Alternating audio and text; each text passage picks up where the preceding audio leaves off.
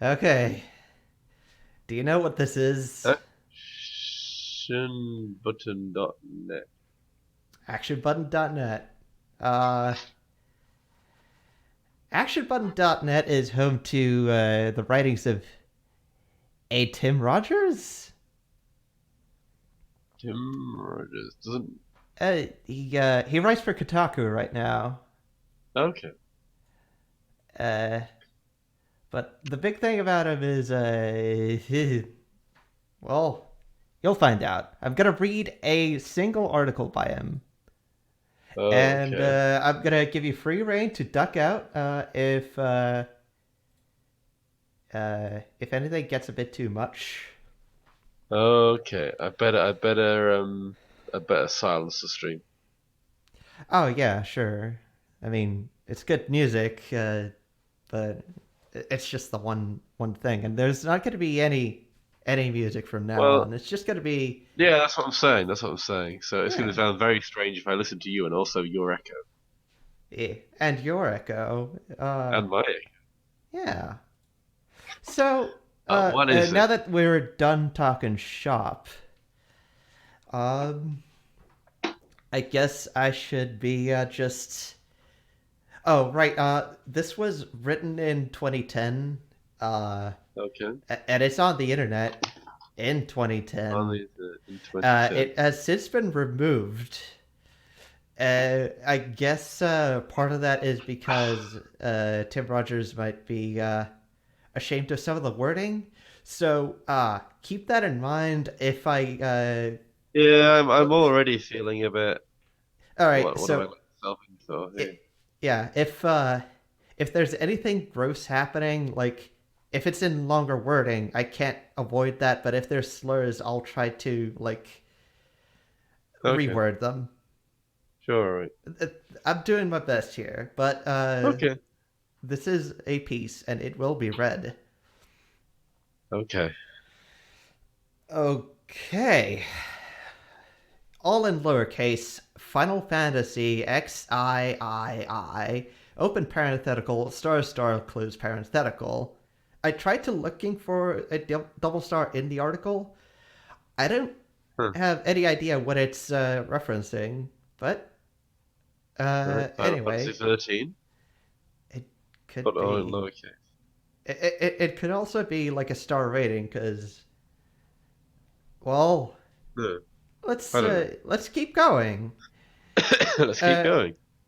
Still in all lowercase, a review of Final Fantasy 13, a video game developed and published by Square Enix for the Sony PlayStation 3 computer entertainment system. Text by Tim Rogers, score 2 stars, and in a parenthetical it says out of 4. Okay. Bottom I mean, line, so that's probably what those two asterisks meant. yeah, probably. Yeah. Yeah, that makes sense. Yeah. Bottom line. Bottom line, and this is properly capitalized, and it'll be properly capitalized from now on. Okay. Uh, Final Fantasy XIII is, quote, often as exciting as finding an email from a real human being in your spam folder, end quote, period. And there's a My star word. rating again, just double stars. The hero of Final Fantasy XIII is a woman who, out of desire to protect her little sister from the evils of the world, abandoned her given name to adopt the name Lightning. Then she goes ahead and tells everyone she converses with for more than 5 minutes to just call her Light. At the end of the day, that's all you really need to know about the story, and all will bother telling you in too much detail. Final Okay. Fantasy XIII is a Eurobeat cover album of Final Fantasy VII. It isn't about anything. It's big and pretty and has more than enough giant, incomprehensible monster boss battles to satisfy fans who only crave portentous doom, and heroic, vacuous soliloquies. Right. We, uh, the, being the royal we, I guess, Mm-hmm. wish the hero's name was Heavy. That'd be hot. It'd suit her. She is hot. We want to eat her hair. It looks delicious. She is liquid hydrogen. We kind of wish her name was nitrogen, in a parenthetical. She is heavy as hell. And it also invite a reference to Back to the Future, where Doc Brown confronts Marty McFly's language usage of the word heavy to express disbelief and or awful disappointment by asking, is there a gravity problem in the future? Huh. Final Fantasy XIII presents us a future Wow. that does have a gravity problem. Wow, what a perfect segue. We're going to be direct with this review, open with a joke, segue into talking about the battle system, because we realize that a lot of first time visitors have wandered into actionbutton.net thanks to this review. Uh, I should mention this is on the Wayback Machine, and Right. this is the earliest snapshot of this review. I don't know if that Okay. was edited in.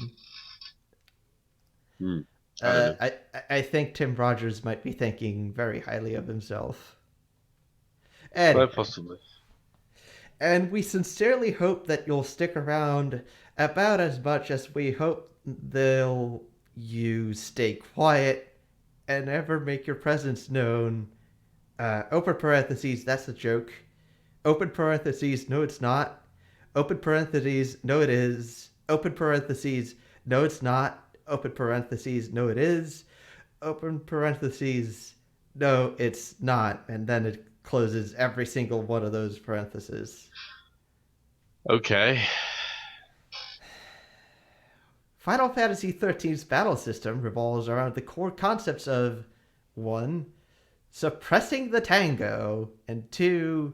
Breaking the tango, and finally 3. Elevating the tango. Let me just scroll on down here. Tango. I don't know what a tango is. It could be a reference The to dance. the. It's like an orange flavored soft drink. Oh man, I could go for a soft drink right now. Actually, no, that'd flub me up. Oh, there we are then. So, yeah, it could be the dance. It could also be like military The, speak. Like it could be the 20th letter of the alphabet, but in but yeah, uh, yeah, UN alphabet thing. yeah. Enemies in Final Fantasy XIII have literally hundreds of thousands of quote unquote hit points. For the uninitiated, quotation mark hit points close quotation are a key element of role playing games. They represent an enemy's life force as a numerical value. Goodness. When the number reaches 0, the enemy is dead, open parenthetical quotation mark terminated, end quotation mark comma, open quotation neutralized, end quotation, end parenthetical, period. Just, I'm sorry. I really hate the way this guy uses, uh, well, You don't every say. symbol of the alphabet, but anyway. In They're not Final even the Fantasy alphabet. 13, oh, sorry, what was that? They're not even the alphabet, are they? They're like I extra mean, characters. yeah, I just, like, I hate every character usage. Well, I see. In, Yeah. yeah? Moving on. Okay. Moving on. In Final Fantasy XIII, you will never see the total number of an enemy's hit points, though you sure as hell will see the shit out of the amounts being subtracted from that hidden number. Sure. The best way to get the numbers flying out of a monster is simple: get him in the air. just before launching an enemy in the air, we like to adopt a tone of voice like we're chomping a cigar. Uh, Commander, you have clearance to elevate the tango.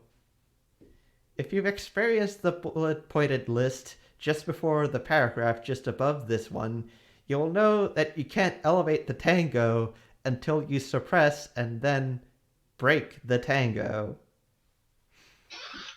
Okay. It used to be in these role-playing games that you choose fight, and then your dude would jump forward, swing his sword in a monster's direction, and then mystifyingly jump back to his original position.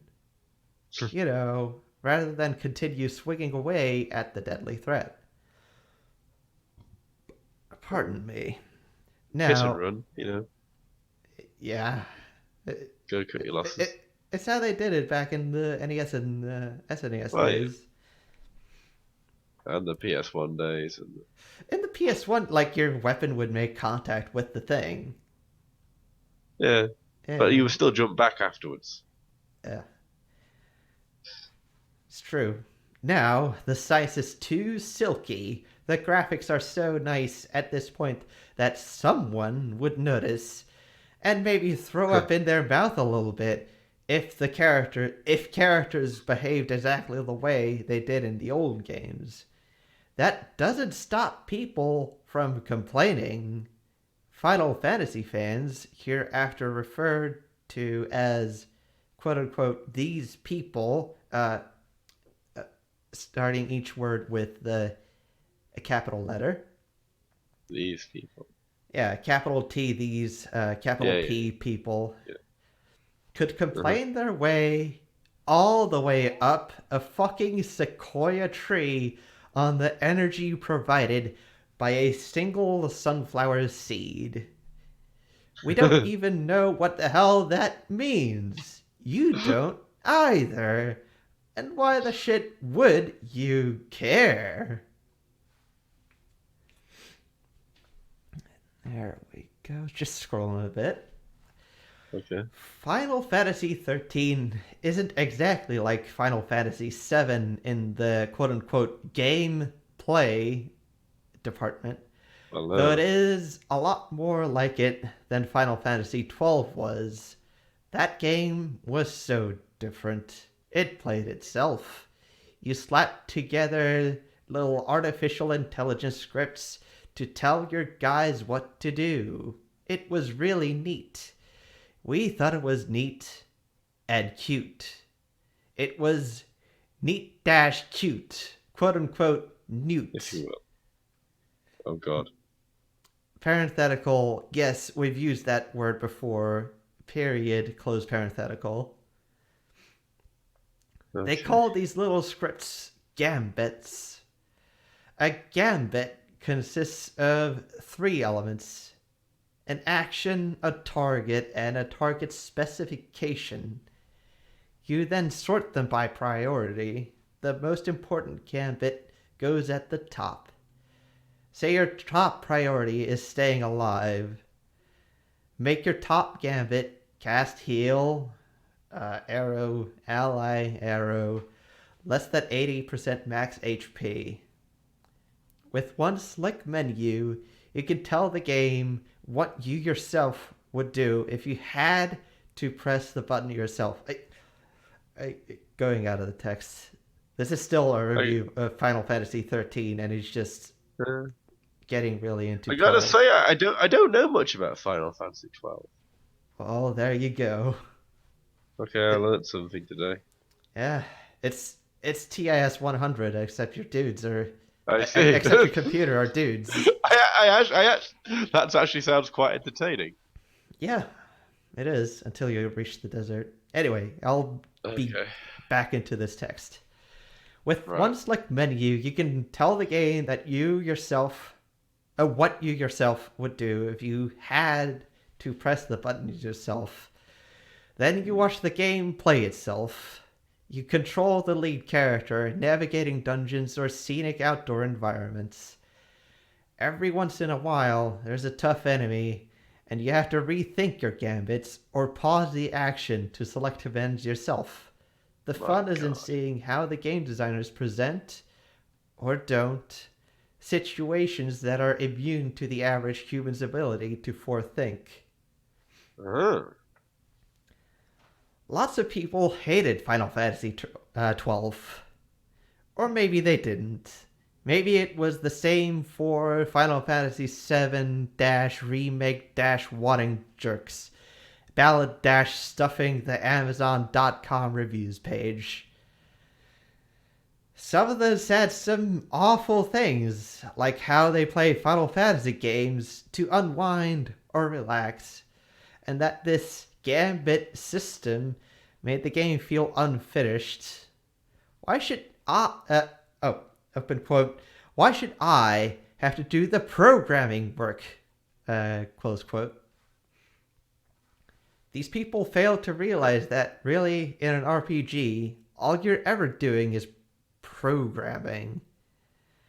We think they were just sorely disappointed to find out that the game didn't star their favorite X-Man from Louisiana. What? Um. That came out of nowhere. Yeah.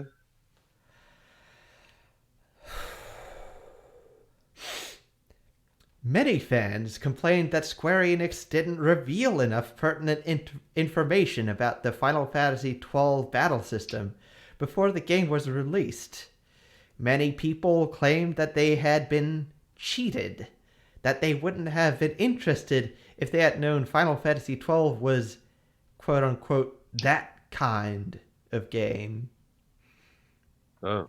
Somehow, having team members that acted on a set of rules of engagement that you decided yourself made the game resemble an offline MMORPG. It got called that a lot. Really, the Gambit system is a lot nicer than a massively multiplayer online RPG. You don't have to chat with and be nice to people for several on-the-clock real-world months before they generally start to trust your ideas. You just open the menu and bark the orders. This is still a review of Final Fantasy XIII, by the way. We'll get there. The main thing I'm getting out of this guy is he's bitter that Final Fantasy XII failed. Which, I mean, it sounds interesting. And he thinks lightning is hot. Okay, yes, that is true. Yeah, that's the 2 points. It just Okay. Tim Rogers. Right.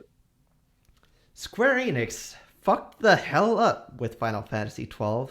Not the game itself, of course. We loved the game.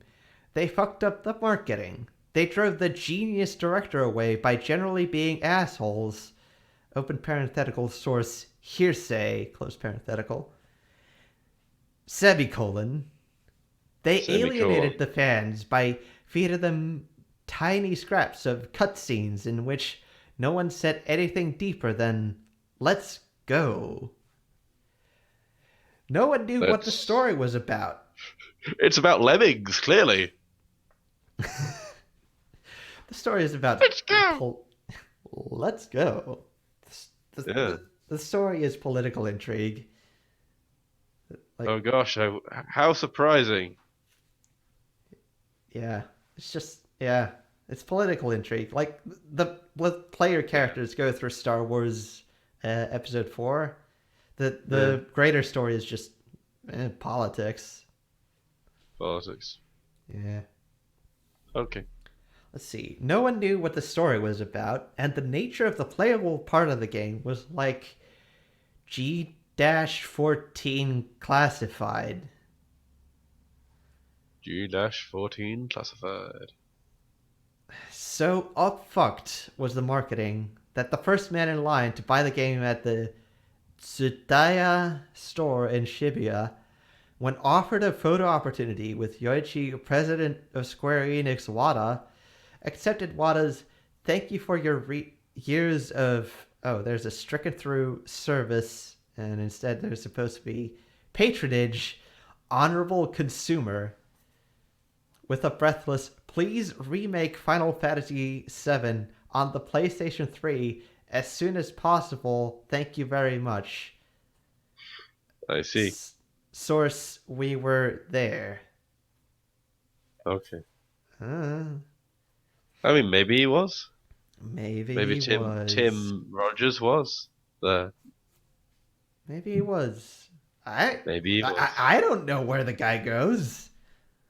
Oh, he was probably there. Whoops. So let's see. The man hadn't even played Final Fantasy XII. He knew nothing about it. He had already decided that he liked Final Fantasy VII better. This is a terrifying case of damned if you do, you can't not do. Sure. What? That's what it says. Damned if you do, you can't not do. Okay. Uh, Hold on. I'll Some just bits send of you a this, link some bits of this are. to the thing, and you can read along at home. Oh, Yeah. okay. Some bits of this are kind of funny, And but so other bits are Jesus Christ. Where is the editor? I know, right? So yeah, I mean, you can control F for you can't not do, and you should be able to find where we are. Yeah. Okay. You can't Anyway, not do. final sentence of this paragraph is you're walking right straight at being damned. Okay. Sure. Damned it. Alright. Straight up being damned. It'd be straight up. Oh, there's the Yeah, here we elsewhere. are. Oh, I see. Okay. Yeah. No, I'm It'd not be gonna straight read up, that. straight up stupid, should we say? If Square Enix weren't remaking Final Fantasy VII on the PlayStation 3, the people have transcended wanting it and now officially want dash need it. It's sad. You know, they could just look at what made Final Fantasy VII popular, really look at it, and they could come up with something. I see. Let's see. Well, they must have been predicting that kid's sentiment. They must have been tasting it in the drinking water for years. Because Final Fantasy XIII was already in development for the PlayStation 3 Mega Console. The idea of the game is that the characters all look like people who someone would want to cosplay. They all act like characters who would be someone's favorite character. Lately in Japan, some comic fans have expressed genuine suicidal rage when female characters in their favorite comics are shown to, like, hold hands with a male character. Huh. This is serious. Some guy, like, burned his house down because a little girl in a comic he read admitted to having liked some guy in the past. That's Uh-huh. kind of sick. The characters in Final Fantasy XIII are all more afraid of fan outrage than they are probably afraid of the impending end of the world. Oh dear.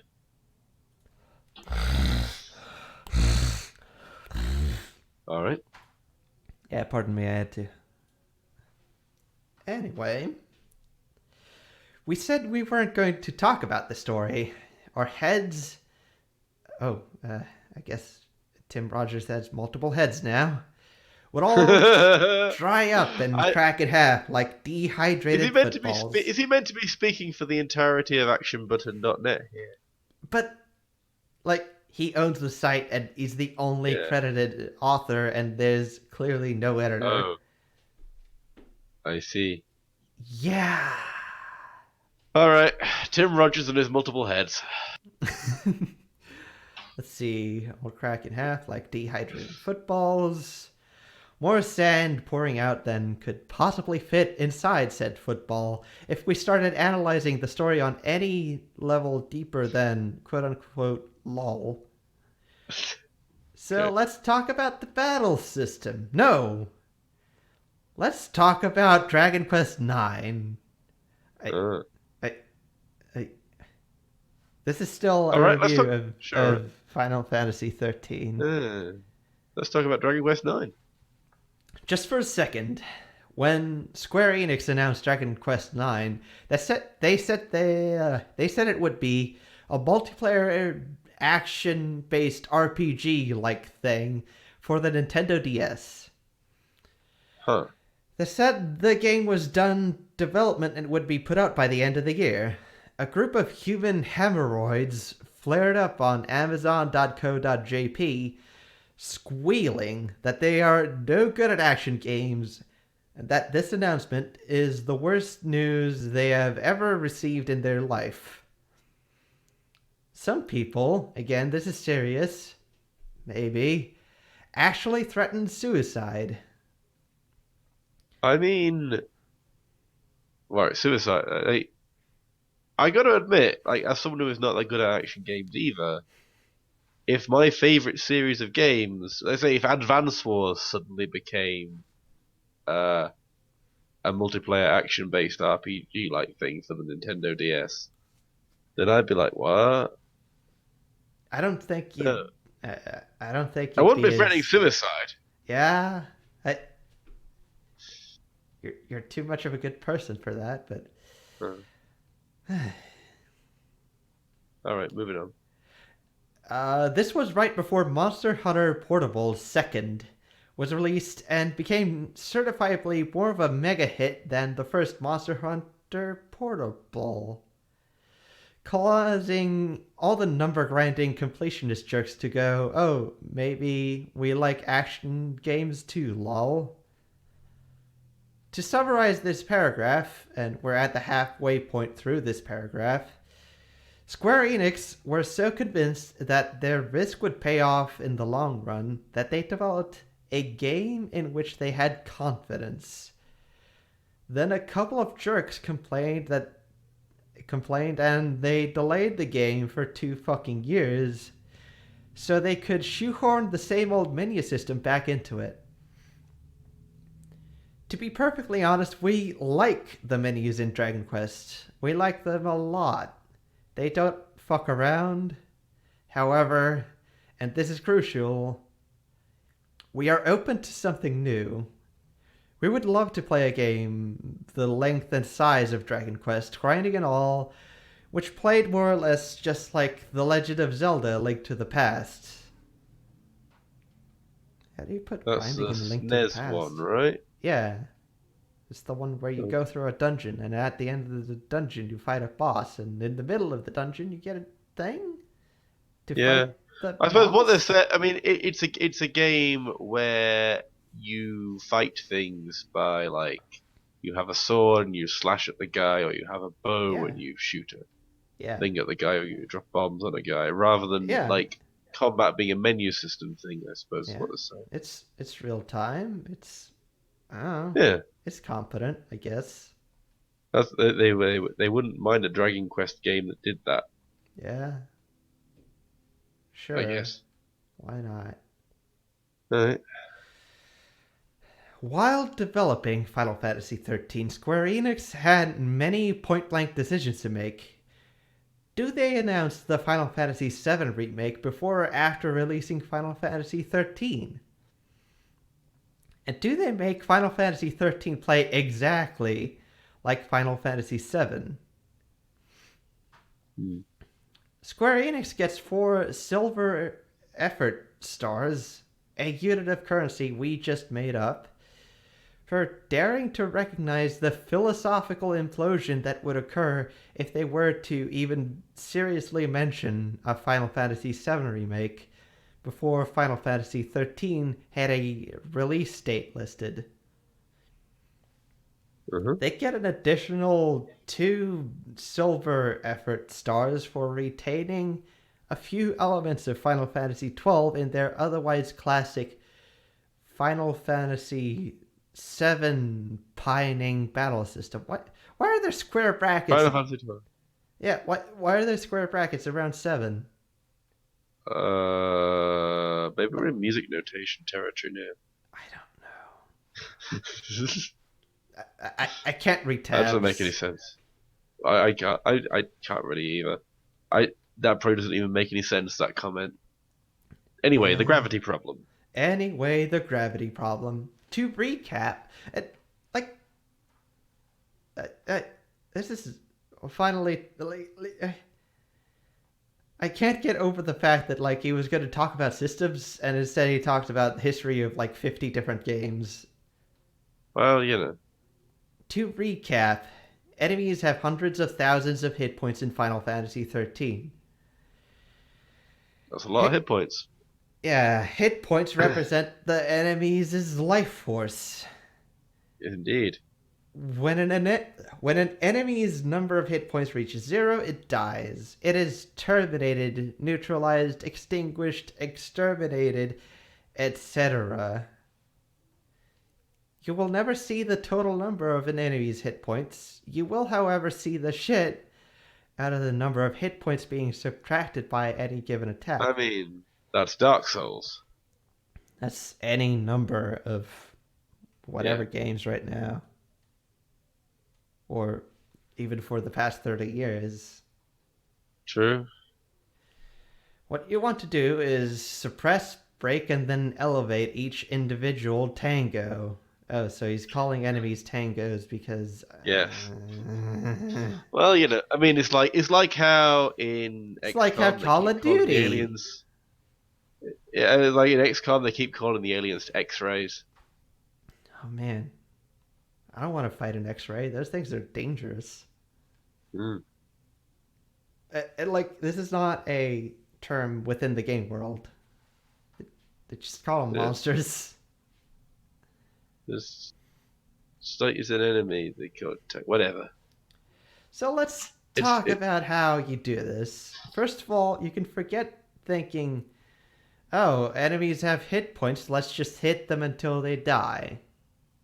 That's not going to work, jackass. If you believe that, you might as well believe Fable 2 when it tells you all you need to do to get a crowd of 50 women begging you to marry them is stand in town square flashing a thumbs up for 30 minutes. Huh? Mm, okay. Hitting enemies isn't going to accomplish jack shit in Final Fantasy XIII. If you want to kill enemies, you have to think with your real world brains. And he capitalizes. And italicizes. Yeah. They're located Yeah, just behind your fantasy world brains. Again, that's convenient. capitalized. That's convenient. Locate them now with the point of a number 2 pencil. Yes, that's them. Okay. Enemies in Final Fantasy XIII have a much more important number attached to them than the mortal concept of hit points. The number is, uh, well, there's really no snappy little name for it. There's a Mm, meter beneath an enemy's name and life gauge. And then a parenthetical, crucial. Enemies have long horizontal green life gauges. Remember this. Opens another parenthetical. We are going to get back to it later. I don't think these are actually skippable. I think these parentheticals are just him being cheeky. yeah. Let's see. There's a meter beneath an enemy's name and life gauge with the word Would break break. in big, shiny, italic capital letters. It starts out completely empty. Your goal is to fill it up. Whoa! That's like the exact opposite of what you have to do to an enemy's life gauge. Goodness. Yeah, this game is really going to shift the hell out of your paradigm. So it's like staggering enemies, Yeah, but it's a yeah, bar. yeah. They have a stagger stat, and you make them trip, and then you get better numbers. Better numbers. Yeah, Numbers. Gotta go with better numbers. yeah. But Anyway, yeah, yeah. as you hit an enemy, his break meter fills. As your party concentrates on an enemy, his break meter detaches from his life meter and glides up to Okay. the upper right corner of the screen. This shows you that it's not just important, it's more important than all of the other bullshit on the screen. Even the enemy and character graphical models themselves. hmm I mean, those are never that important, really. Not an these. Mm. If you hit an enemy with physical attacks, the break meter doesn't fill up so well. If you hit him with magic attacks, the break meter fills up quickly and then recovers just as quickly. What you need to do is you get one of your characters attacking the enemy with magic and another one attacking it with physical attacks. Why? Oh, Well, because physical attacks slow the rate of break recovery. Duh! duh. Don't you know anything? And then in parentheses he says lol. Indeed. Okay. So far, yeah, that is yes. Well, yes. Yeah. There Like is a manual for this game. there's a tutorial and it's Okay, long and there. like it beats you over the head with every single one of those concepts is the thing. I mean, I don't mind it that much when it's like I like field training in Advance Wars. That is a Yeah. very long and thorough tutorial, but I also have a fun time with it. Mm. Partly because Nell's music is very good, but you know. Well, the thing about Final Fantasy XIII is that it doesn't really let you engage with a lot of its mechanics until it's like told you all about them, uh, Yeah. and like long after it's told you all about them. Hmm. So, You may have uh, forgotten. yeah.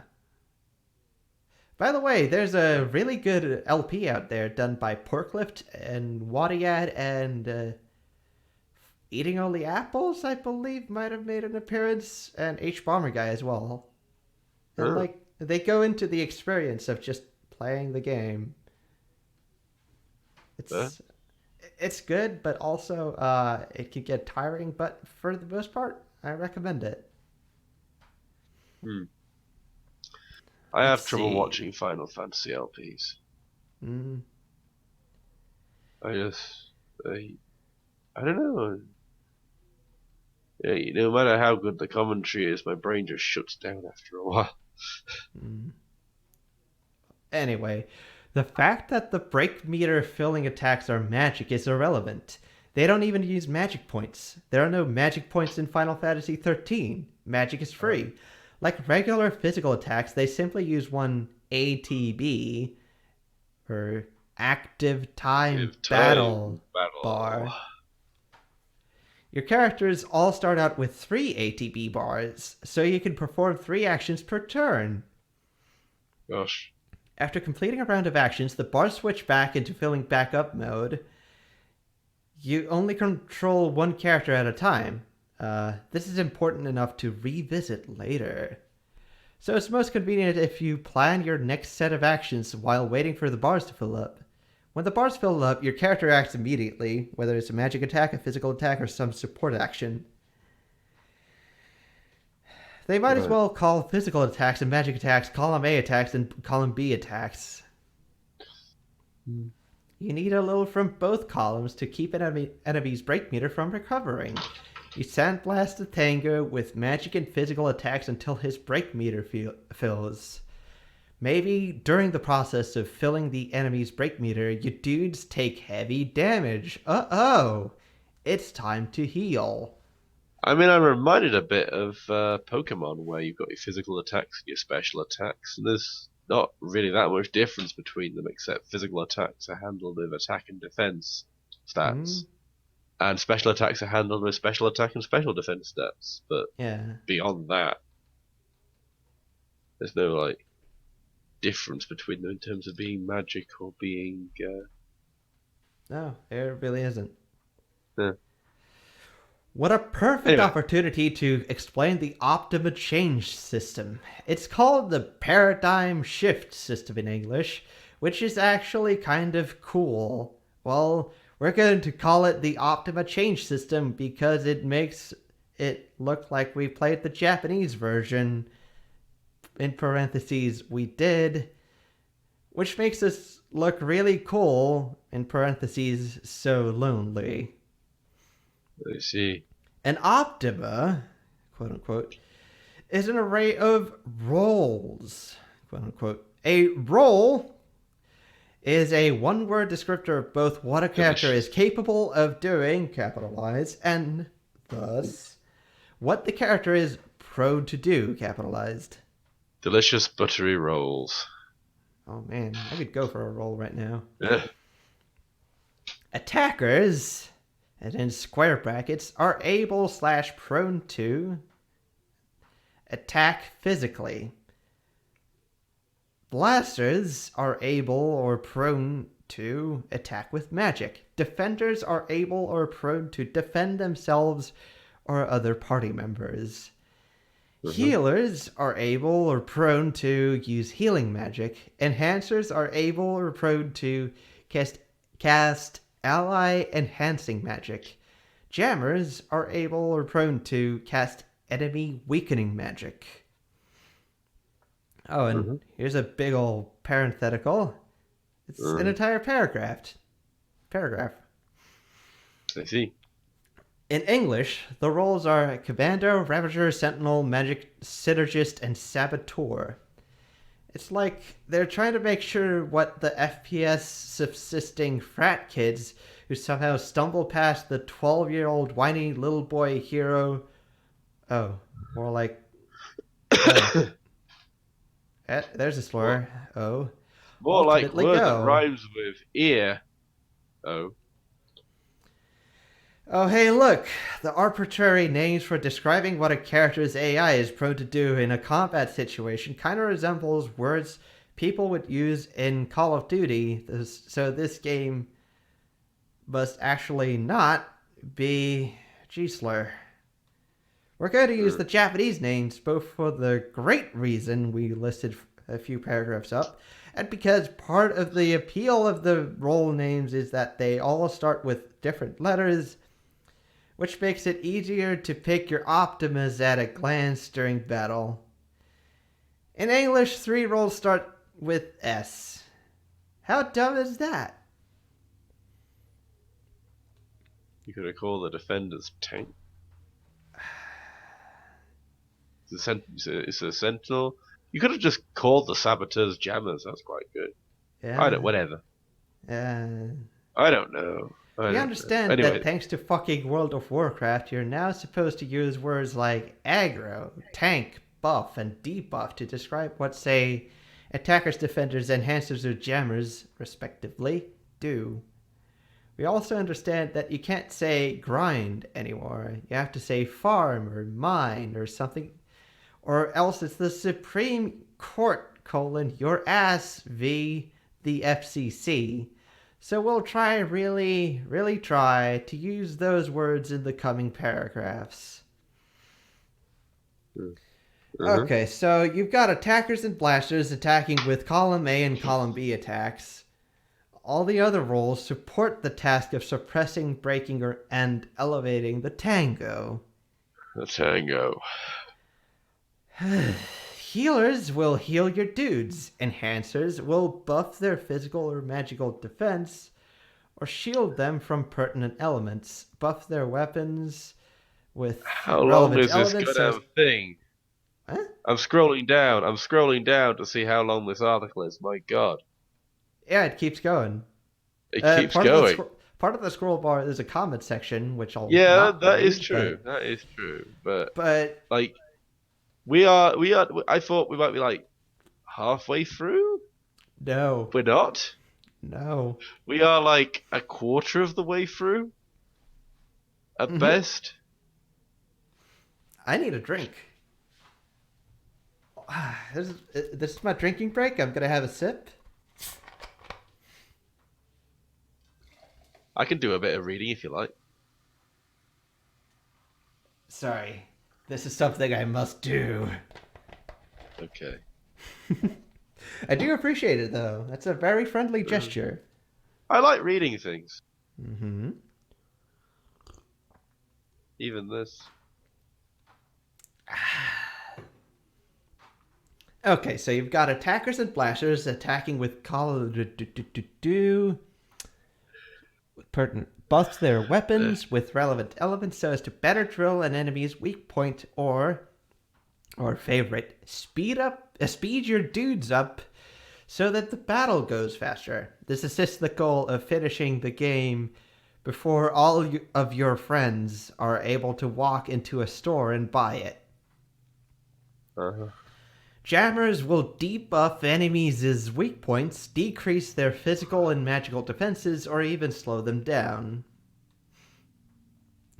There are 6 roles, each with specific skill sets explored and obtained in something called the Crystarium, which is, if nothing else, the world's most advanced picking through the neighbors' garbage simulator yet devised. We'll get to it later. And how? Oh boy. 6 roles and 6 characters. Every cutscene, there your dudes are. All 6 of them, pumping their fists and talking about how we can do it, guys. Let's not give up. This is our fight, and we're going to fight it for everyone. Let's do it. Uh-huh. Then, in battle, you only control the 3 you like the most, and even then, you only control one of them directly. The other 2 react to combat situations entirely based on the role they're playing at the time. Oh, we can't wait for the comments all about this part. Why can you only control 3 characters when all 6 characters are journeying and earning experience points together? Some will say, Hello. hey, Chris. We're on an adventure. Some will say, open quote, that's how Final Fantasy battle systems are, end quote. People who say I heard there things... was shenanigans. The shenanigans we're getting Joe our better shenan explain this. on. Again! Again. Okay. Can you guess what's going on? I'm gonna keep reading. I only caught a little bit of it. Honestly, I thought you were just building circuits again. So. Nah, this is way worse. Oh, jeez. People Okay. who say things like that should get a job, work their way up the corporate ladder until they live in a penthouse, and then jump, because if it's not a penthouse, there wouldn't be enough gravity for the pavement to crack their skull. I don't think I like this guy. No. Is this like dumb ways to kill yourself or something? No. These people are the death of everything. They can eat dirt and like it for all we care. And God knows they would like Simulator? it. I don't know. This is a review of Final Fantasy XIII by Tim Rogers. Oh, okay. We're a quarter of the way through, and we've already gone through the entirety of the nuance of Final Fantasy XII's fighting system, and also the Dragon politics Quest 9. surrounding the politics around Dragon Quest IX. Yeah. Also, Final Fantasy IV lets you use 5 characters at once. So there. Yeah. The simple answer to why can't you just control everyone at once is because, open quote, someone on the development team spent brain points by the dozens to devise the optimum change battle system, end quote. I don't know why he's doing quotation marks. I don't like Tim Rogers. If you can have 6 characters, each one playing one role, you wouldn't have much need of changing your Optimas. Maybe you could just open a menu and change what one character was doing. Like maybe your guys are significantly buffed, so you can change your enhancer to an attacker or whatever. So you walk into a boss room and your 6 dudes are there talking about how you can't do this to us. Let's get him. Yeah, let's do it. And then the fight starts, and you're just 3 dudes you had picked previously on the menu. Then the battle ends, and there's all 6 characters, some of them wounded, others just winded. We did it! Okay. What were the other 3 characters doing during the fight? Were they fighting some other boss that the artist didn't care to draw? Open parenthetical. They were probably off in the corner smoking a bowl and talking about what it'd be like to get a blowjob in space. Period. Joe, why are you just reading reviews? No, it's only one review. It's the one review. We've been going since for 50 minutes now. Jesus Christ. And we are about a quarter of the way through this damn thing. Here's a link to it. I'm not going to show it on screen because there's some bad language that I don't care to actually read out. So, yeah. Oh, and what's on screen right now is the Discord chat thing, the YouTube chat feed, and the logo for this review site. Action button. Oh my god, it just keeps going. What the hell? Look, we can do this. No, I may have to duck out fairly soon because my brain is. Let's see. Okay, the last quarter of the page are just comments. Okay. Yeah, the last quarter. What the hell, Joe? Moving on. Well, we've got 3 characters at a time. You've got 6 roles. You've got combat situations that involve 3 characters and require all 6 roles working together. This is what you're given. You need to set up Optimas. You configure them in the menu screen. You open the menu and you choose Optima and you choose Make Optimas. You see your 3 characters' faces. The high-resolution character portraits take up literally 3/4 of the screen, in our parenthetical crucial information. You tinker around, choosing who is going to do what in any given battle. So let's say you have Lightning, Fang, and Saj. You choose to make your default Optima so that Lightning is a blaster, Fang is an attacker, and Saj is an enhancer. Once you've gotten all your guys sped up and buffed against physical attacks, you can switch to an Optima where Lightning is an attacker, Fang is a jammer, and Saj is a blaster. The reason you don't have someone else be a jammer is because Fang is a better jammer than other people. Like all modern RPGs, Final Fantasy XIII lets you make anyone able to do anything if you really wanted that way. Though they make the cost steep enough to discourage just mastering every role for everyone. So you have Fang jam the dudes while Saj and Lightning work on building up that break meter.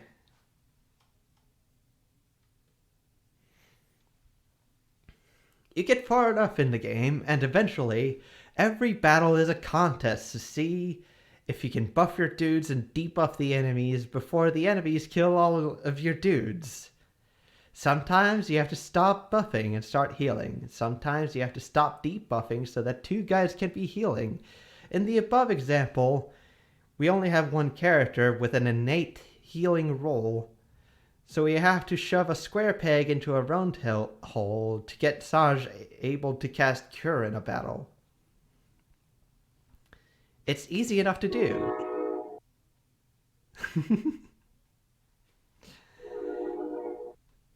Oh man, toot toot. So you can have Sergeant Lightning healing while Fang attacks with her physical attacks, which nicely reset the break meter and keep it from decreasing to 0. They do not, however, push it towards the goal. You need blasters to do that. This is where the enemies say, "Hope they don't have blasters." In the parenthetical Star Wars reference. Open another parenthetical. So lonely. He closes a parentheses, then puts a period, and then closes a parentheses again. Important. As you pinch an enemy's break meter... Oh, hold on.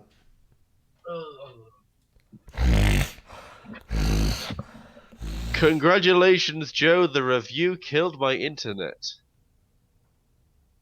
I'm so sorry. But you're just in time for this very important paragraph. Oh no. It starts with the word important and a colon. Important and a colon. Oh, I see it. Okay. As you inch an enemy's break meter up to full, a large numeral with a percentage sign on the end of it goes up. This is what you paid for. It usually starts at 100%, meaning that your attacks are doing 100% damage. 100% of what? Why, 100% of the normal. Okay. We will spare you the which came first, the Dr. Pepper or the Diet Dr. Pepper, which tastes more like regular Dr. Pepper debate. What?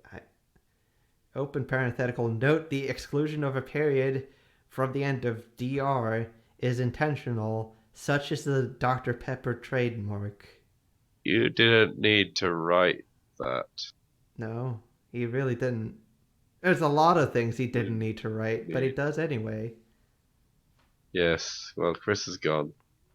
Yeah. Oh, Chris has returned. She's back. Oh, I'm back. Yeah, I had a spam call on my phone, and so it just like broke everything, including the headphones. So I think Wow. I think what technology does not want us to listen to Joe reading out No. this review. like And yet I keep that my is the connection, and conclusion. this stream has never gone down. I don't know. It's kind of stopped working on my end. I was looking at it, and the little circle was on it. Let's see. Drop frames 0. Okay. It's just all the problems are on our end because our computers know. Our computers are sympathetic. It's too bad. My computer is considering powerful that, and very my dumb. phone apparently grew sentience and realized how bad my baseball team is doing, and literally jumped to its death yesterday. Like, I mean, it's fixed, but still. Mm-hmm. Anyway, moving on. Well, As you push an enemy to break, the number goes up, and so does the amount of damage you're dealing. Usually this means either precisely jack or approximately shit, though once you get close enough to the red line, you could possibly be doing like 300% damage, which isn't anything to sneeze at. yeah. This is when you go, and wonder if the game is ever going to introduce enemies that you don't want to push all the way to break. So you lay off on the blasting and switch to only attacking. Spoiler, yes. This was only natural, of course. This is the third colon in this paragraph. Jerking off for the first time was probably the closest any There are lots of colons in this paragraph. Yeah. Sorry, what? Jerking off for the first time was probably the closest any of the Jigglypuffs developing Final Fantasy XIII came to feeling capital R, real capital D, danger. So the memory of that time when one realizes one can make the stroking good times last a whole lot longer is permanently slotted into the quote capital R, real capital W world capital E experience. Blank in the spreadsheet of the mind.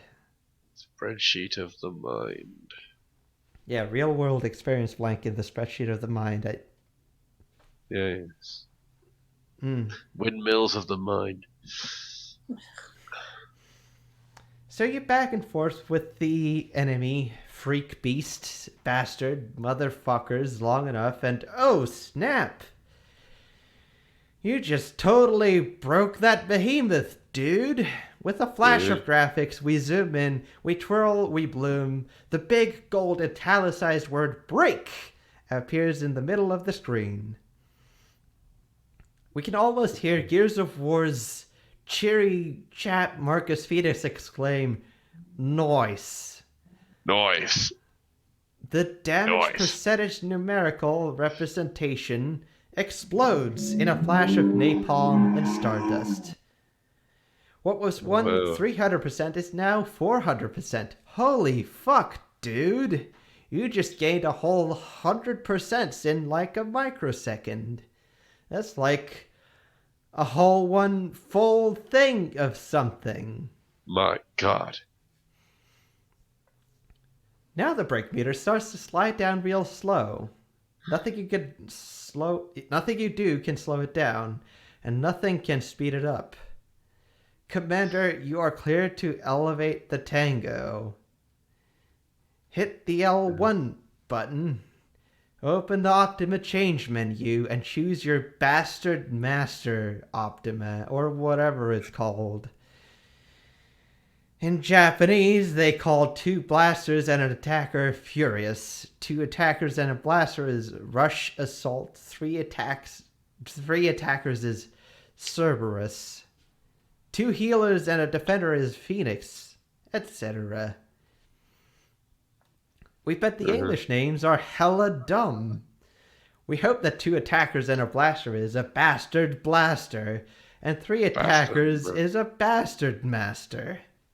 So yeah, you break a dude and then you just put everyone onto attacker, and here's where the gravity problem, all caps and bolded, occurs. The gravity problem. The gravity problem. The gravity problem. My bird. The gravity. Tim Rogers' brand is being too long. The words. Gravity problem. Maybe the first attack dealt on the typical enemy sends that enemy flying literally 100 feet into the air. That's the height of a decent condo building. Just like that, there he is, way up there in the sky. Goodness. I'm just looking at cursed images now. All right. While having this blotter on in the background. I mean, I just feel like I kind of just want to lie down on the floor and. It just keeps on going, doesn't it? Yeah. Maybe the first attack dealt on the typical enemy, sends that enemy flying.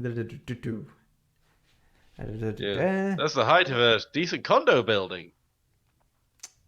Just like we that. hope you're reading this part very carefully, because this is the most important part of the entire review. I'm slowing down because this is very important. This is the most important part of the entire review. Actually thought about for more than 7 seconds beforehand. All of your guys jump into the air. They just rocket up there without a sound, a grunt, or a graphical effect. It's like they're in ballet class and the instructor is like, now turn and twirl and jump 100 feet in the air. And they're like, oh, okay. Okay. The story doesn't explain this. We don't really need the story to explain this, really, though when the cookie cutter strategy for winning any given battle revolves around getting an enemy into the air. And when the only thing you ever do in the game, aside from fighting, open parentheses, lots, open parentheses, and lots, close both of them, of monsters is walk for several hours at a time in a straight line. You start to feel the opposite of the... These are all capitalized. Whoa, cool cutscenes sickness. You know, where you see Raiden in Metal Gear Solid 4 river dance dueling a gay vampire and go, man, they should make a video game about this. I mean, isn't Final that Fantasy... what Metal Gear Rising Revengeance is? With more butt rock. I wonder if Tim Rogers hates it. I Actually, don't no, know. I don't wonder, because his answer to my question about whether he likes it... Hello? Is that... Hello? Hi. You just said his answer to my Yeah. His answer to my question would take an entire day. And would end with, it's alright. Yeah. In Final Fantasy XIII, it's more like, if your guys can do that, and so effortlessly, and all the time, why can't we just fly over all this boring terrain at a terrifying speed until we ram headfirst into the final boss? Alright, I'm going to speed up because this very important paragraph is over. Okay. It's far more than that, though. It looks fucking ridiculous. Your three guys don't just rocket off the ground without a sound, they rocket up and then proceed to perch in midair as though they're still standing on solid terrain. They swing their weapons until the attacks they've selected have been expunged. Then, with the same grace they use to float instantly up, they flutter at sound speed right back to the earth. Once their ATB bars charge again, precious seconds later, they flit right back up into the sky. It looks weird, to say the least. But, like... Okay. It's up, down, up, down, up, down. Yeah. I mean, like... It's a game from Japan. Of course they could go up several stories high. And of course they could stay there. That's just one fact that I just accept by playing a game from Japan, except if it's Dark Souls, I guess. It's a bit weird. Well, as you know, that clearly they do that in Advance Wars because that's how you refuel a bomb with an APC. The APC just goes boing up into the air. It fuels the bomber, goes back down again. What looks weirder is the way the enemy twitches repeatedly between his flying animation and his oh shit animation. It brings up memories of Tekken. You remember Tekken? Maybe not. Maybe you played Tekken 6. That's okay. It's the same game. Burn. Scamco-banned by. Most of us took ropey animations for a reason people love Tekken. Because the evidence holds that people love Tekken, and Tekken had ropey animations when a guy was being juggled in the air. You thrust forward and punch a guy gliding on air. This is the third video game he's brought up just to talk about nothing. Yeah. This whole review is a lot about nothing. I know, right? This is Seinfeld, the review. Yeah. And you know what? This is page 630.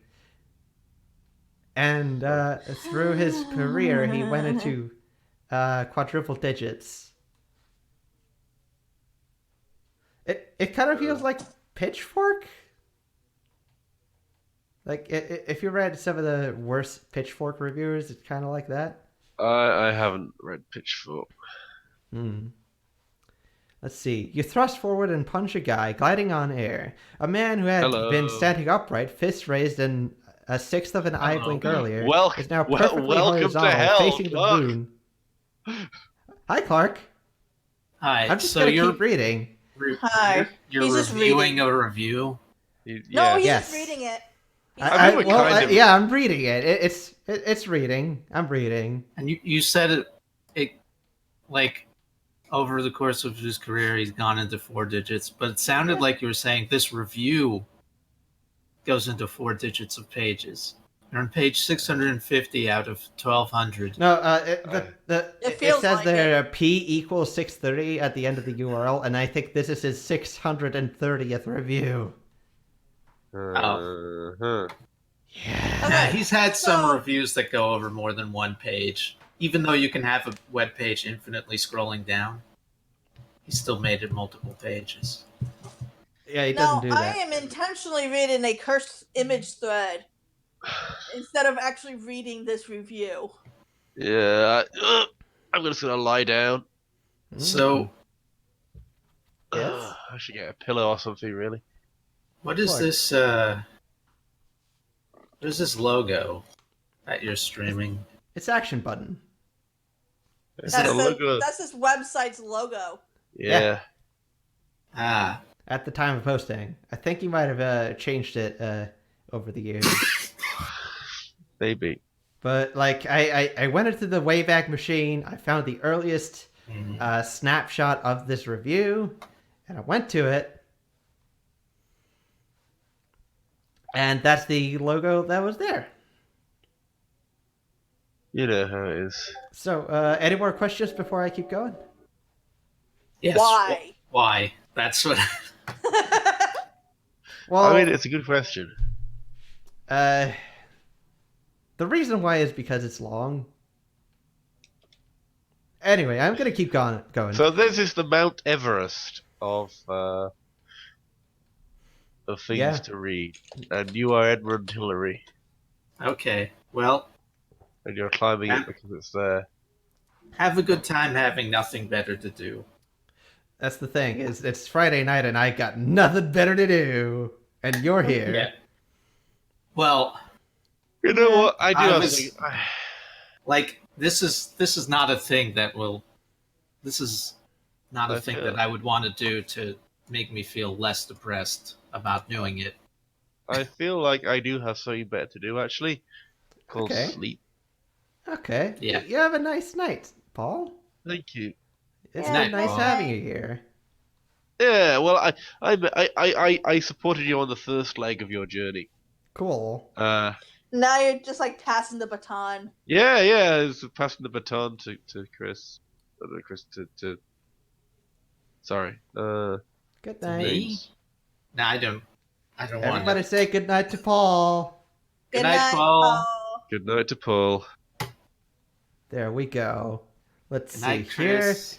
A man who had been standing upright, fists Good night, raised the Joe. sixth of an eye blink earlier, is now perfectly horizontal, facing the moon, toes pointed just about level with your character's eyes. You lunge forward, punch him one more time. He snaps back so he's upright again, then snaps back to horizontal and elevated.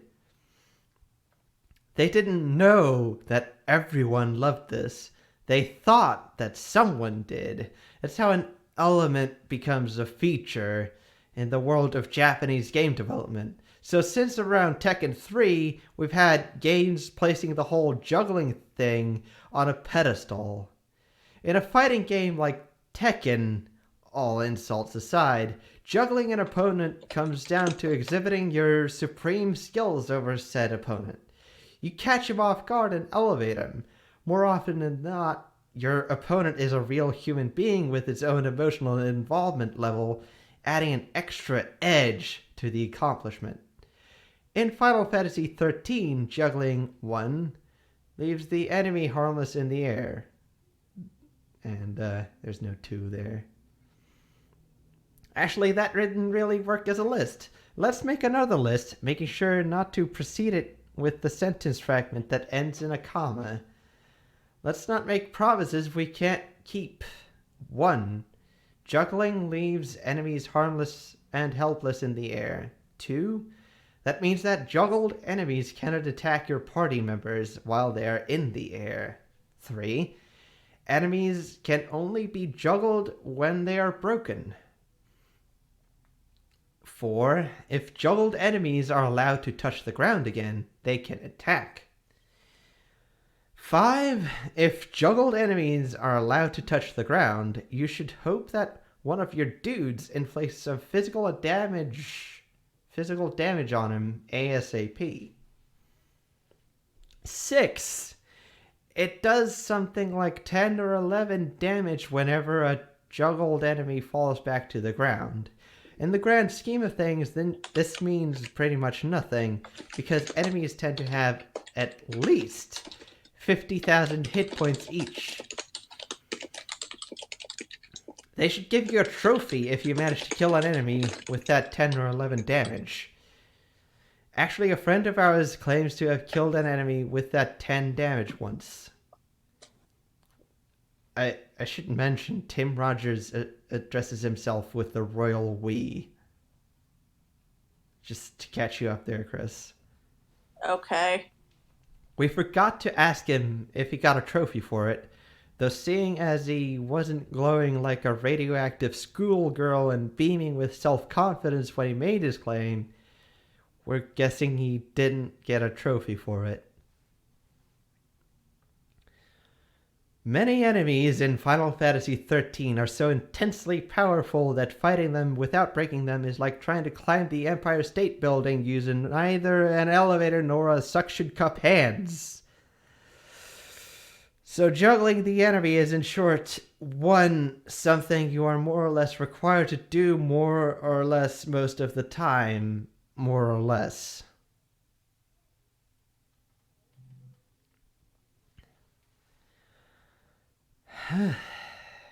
You're meant to fist pump, grit your teeth, and exclaim something like, "Fuck yeah, fuck you, you stupid monster." And every time you elevate a monster, there's no and, there's just every time you elevate a monster. We're not going to lie, they got us a couple times. They really did get us. It's just, look, man, it's just so fucking weird, man. Final Fantasy X had a whole character whose specialty was hitting enemies who were in the air. He threw a ball at them. It was great.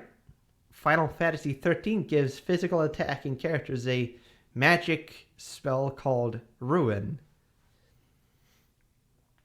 which can be used to inflict physical damage on an enemy from a distance.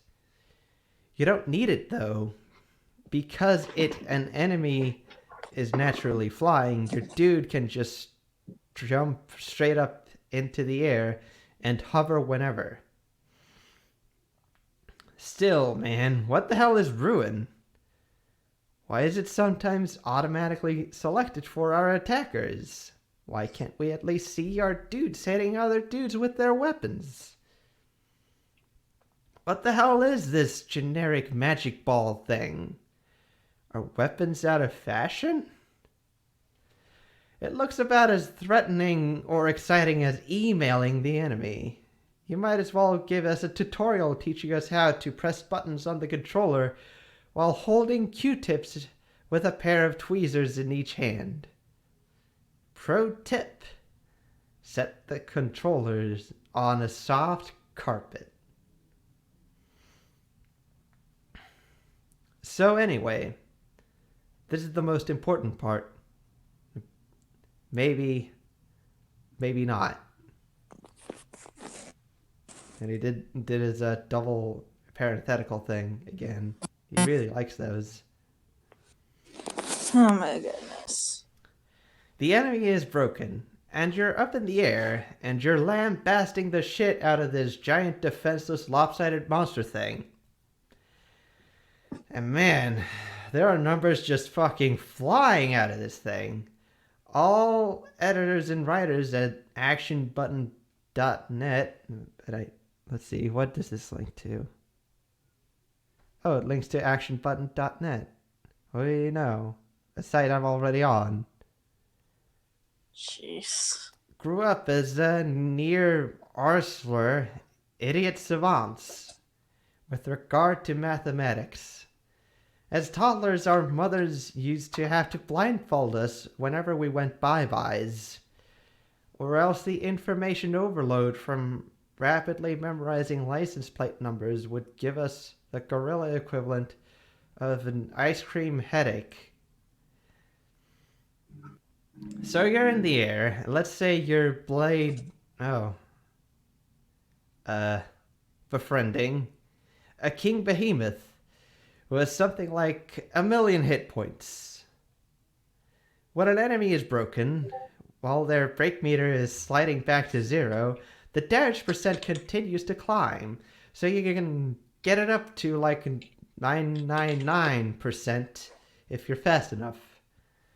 So these gradually increasing numbers are bursting out of the king behemoth as your 3 guys execute 6 hits at a time.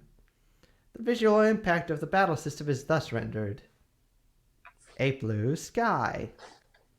3 sick warriors standing in place 100 feet from the ground, flailing out with their weapons. A giant lopsided monster with spikes and teeth and claws upside down, glowing radioactive-like, because he's broken, flinching like a dog carcass caught in an electric fence. 7,088, 8,012, 9,233, 10,390, 11,446, 12,849, 14,898, 17,298, 18,922, 20,229, 22,004, 33,044, 37,890, 33,403, 32,001, 34,867, 34,278, 31,898, 31,209. And there's an elongated ellipsis. Say you know it's long. Why do we need all these numbers? We are asking this question with an honest motive. Why does it have to be numbers? Final Fantasy XIII already went so far as to give the enemies life meters. Those horizontal green bars representing enemies' health, which we mentioned earlier. Why can't we ditch the numbers and just use the life meter and the break meter? Why does it have to represent the degree of the damage with numbers? Why can't it be something else? Hey, Capcom, who is occasionally ballless enough to do things like dig up every single fucking character from Street Fighter II and put them in a game and call it Street Fighter IV. After explaining that it's set between Street Fighter II and Street Fighter IV, kind of got it right with Monster Hunter. When you're hitting an enemy in the right place in Monster Hunter, blood comes out. If you're hitting the enemy in the wrong place, no blood comes out. If you're hitting them in the super right place, lots of blood comes out. Of course, Capcom censored Monster Hunter in the USA because the monsters look kind of like someone might call them animals, and depicting animals that bleed would be kind of like cruelty to animals, even though they've got plenty of games the player can freely decapitate zombies, which are reanimated human beings, etc. Thanks to How much longer is this? A lot. Ugh. You called me you called me a dingus for setting this before you get home from work. And now I'm paying for it. You don't have to be here. Yeah. It's alright, I signed up for this. Let's see. Thanks to reasons like this, not enough people, Japanese or Western, sang the precise praises of Monster Hunter's sly execution of numbers from the moment-to-moment minutiae of the combat.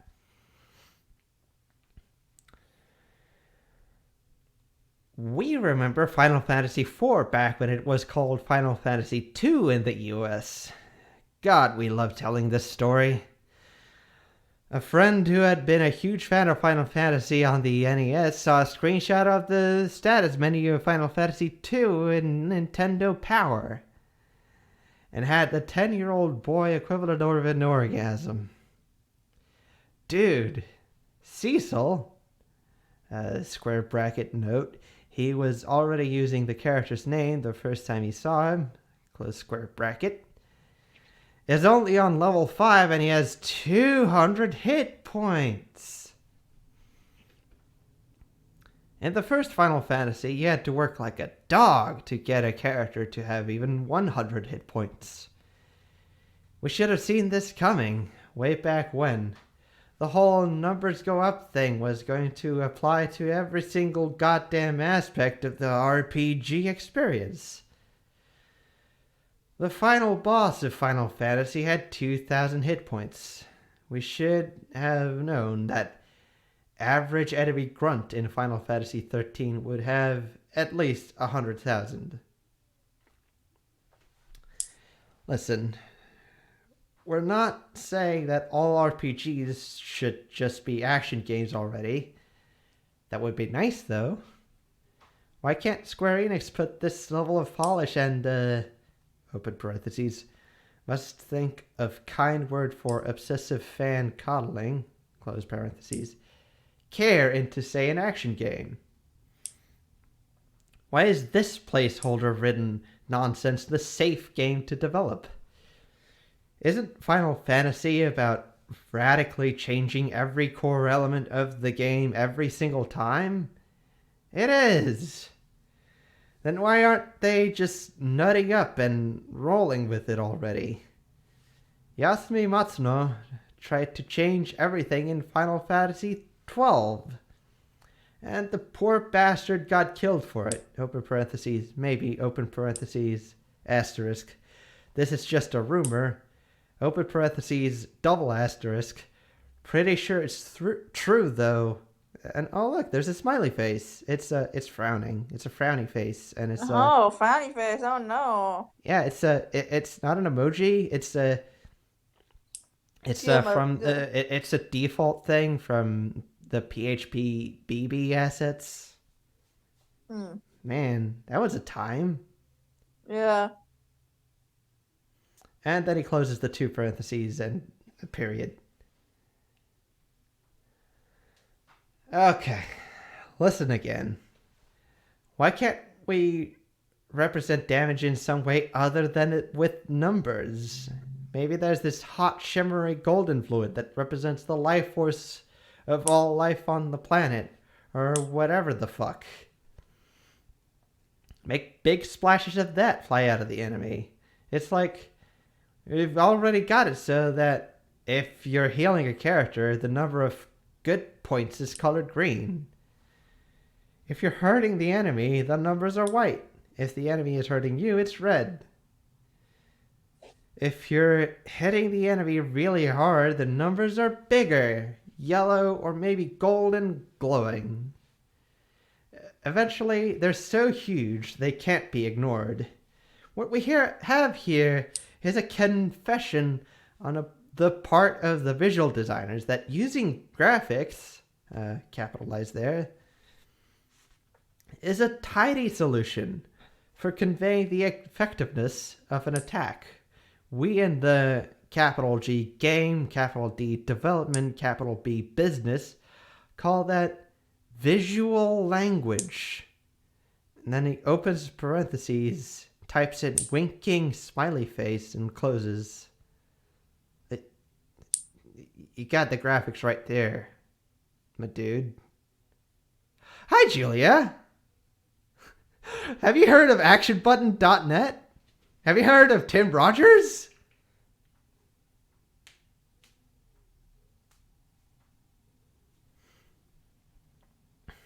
You're welcome in here anytime, but you can also just follow along with the chat there. Oh. Hello. Okay, this is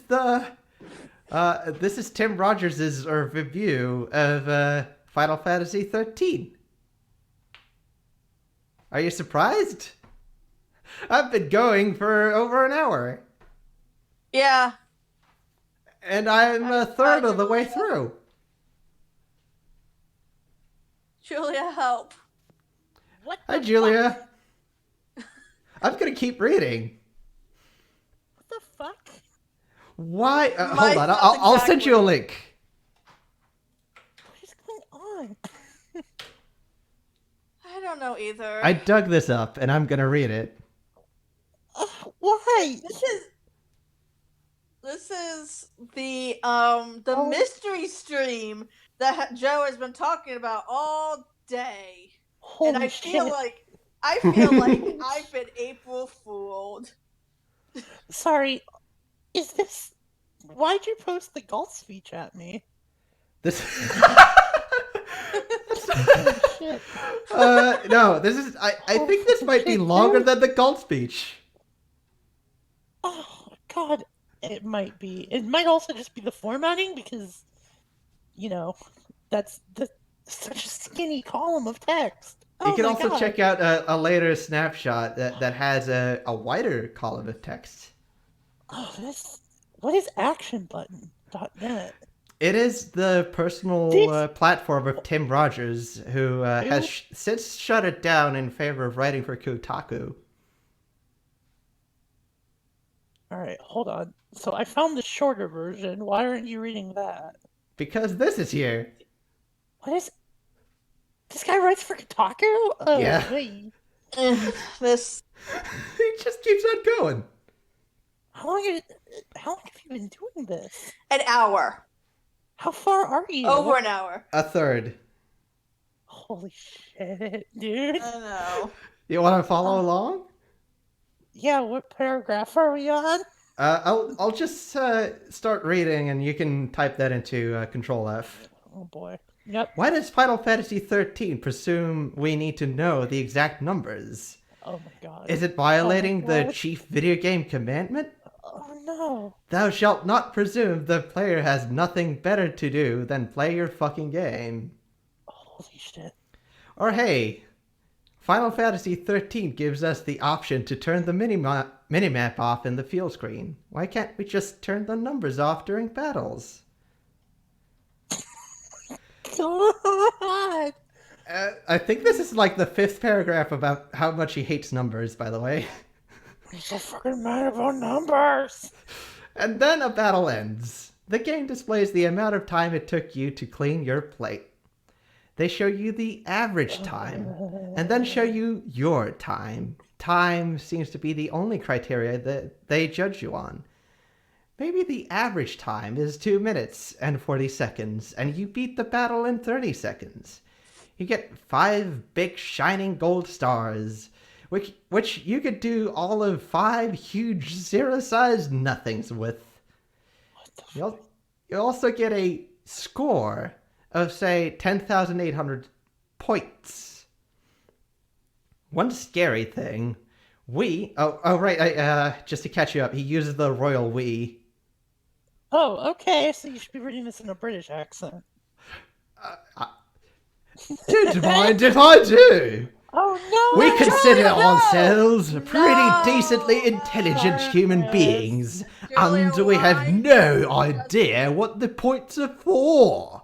Just above the points is the battle rate, which is displayed in a very teeny font. Cool blimey, mate. It's usually a 2 or 3 digit number. There it is. What it means, who the hell knows? Battles also award you crystal points, which are how you level up your dudes up. Then we flick over the item screen. Crucial info. I'm Australian now. That's what you think. That's what you think Australia sounds like? Hey, when was this published? 2010. The snapshot is from 2010. Shut the fuck up. Nothing. Okay. Crucial info. Even if you don't get any items from a fight, You have to view the item acquisition screen. It stares you right there in the eye. The word items, and then a big empty spreadsheet with a circle button icon and the word next at the bottom of the screen.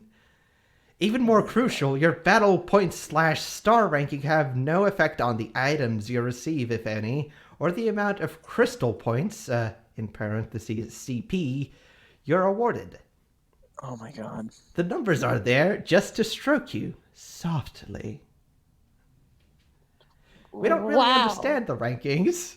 Sometimes you can undercut the target time by over a minute and still get 4 out of 5 stars. If speed is so important, then what the hell? Sometimes it seems like you're rewarded for not Optima changing. Oh, by the way, Optima change is the Japanese term. The Western release uses the term. What was it? I forget. I don't know. I've never played Final Fantasy. Paradigm shift. You shift your paradigms. But he calls it Optima changing because he lives in Japan. I love Japan. He played it in the original Japanese. If I could be Japanese, I would. Fucking. Actually, you can ask Levin about Tim Rogers, and he would tell you pretty much that. Oh. Yeah. Stinks. Actually. Sometimes it feels like you're rewarded for knowing your precise limits and actually letting one of your teammates die so that you can coast right up to the end of the battle with one guy alive and in critical condition. Don't worry. Everyone comes back to life at the end of a battle, and if you lose, you have the choice to restart immediately right in front of the enemy that killed you. At the end of the day, it really does start to look like speed is the only goal. Lord knows, if you're anything like us, you'll want the battles over as soon as possible because someone told you the story gets really good later, dude. Or the game really opens up later on. Oh man. I wonder if this review opens up later on. No. I don't think it does. Good luck with that. The battles will sometimes envelop you in sometimes 10 entire minutes of grueling uphill climbing, forcing you to know that you're doing something wrong. You pray for a 0-star ranking for there to be some obvious right way to do this. Then the game gives you a 5-star ranking and your heart sinks. Oh god. If the star rating doesn't matter, why do you give a shit? You know, Meet Tim this is all typed Rogers. online, but it still feels like a waste of paper. Printing out this review to put in my Final Fantasy Bible. This is not the Wayback Machine in several captures. 60 captures of this exact page. This is wasting tax dollars. This is a waste of electricity. Like, Yeah. like seriously. I mean, I'm sure Joe is wasting oxygen just reading it out loud. I'm having the time of my life listening to your reactions though. Why? Why are you having your life? I dropped out I'm listening to your reactions. They're fun. I'm just gonna take a nap. Oh. You have a nice nap there.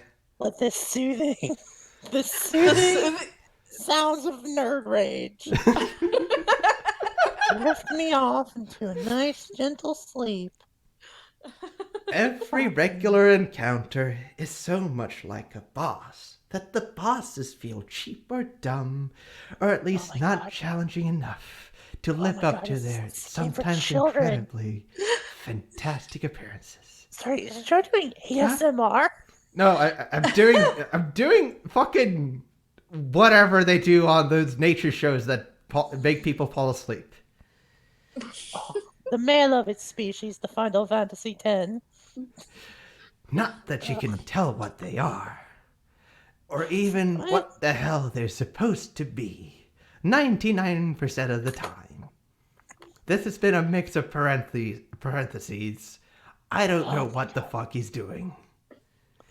So more often than not, boss fights have a trick. Remember how in Shenmue 2, they gave you an RPG with the battle system being Virtua Fighter 4's fighting engine, and then because some people fighting games like kinda hard, they made all the battles these tiny little puzzles. Like in order to beat that one guy, you need to dodge him 10 times.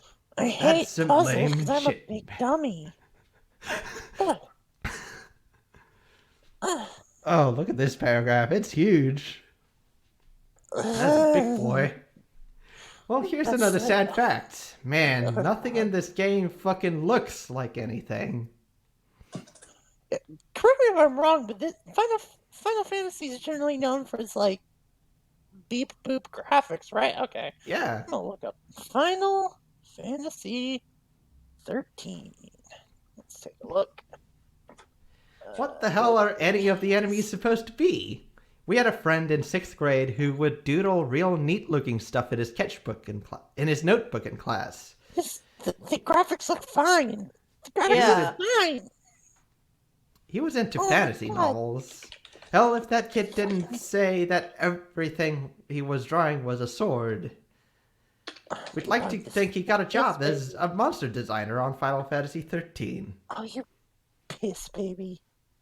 This writer is the biggest piss baby. Baby full of piss. Ugh. So much piss in this tiny ass baby.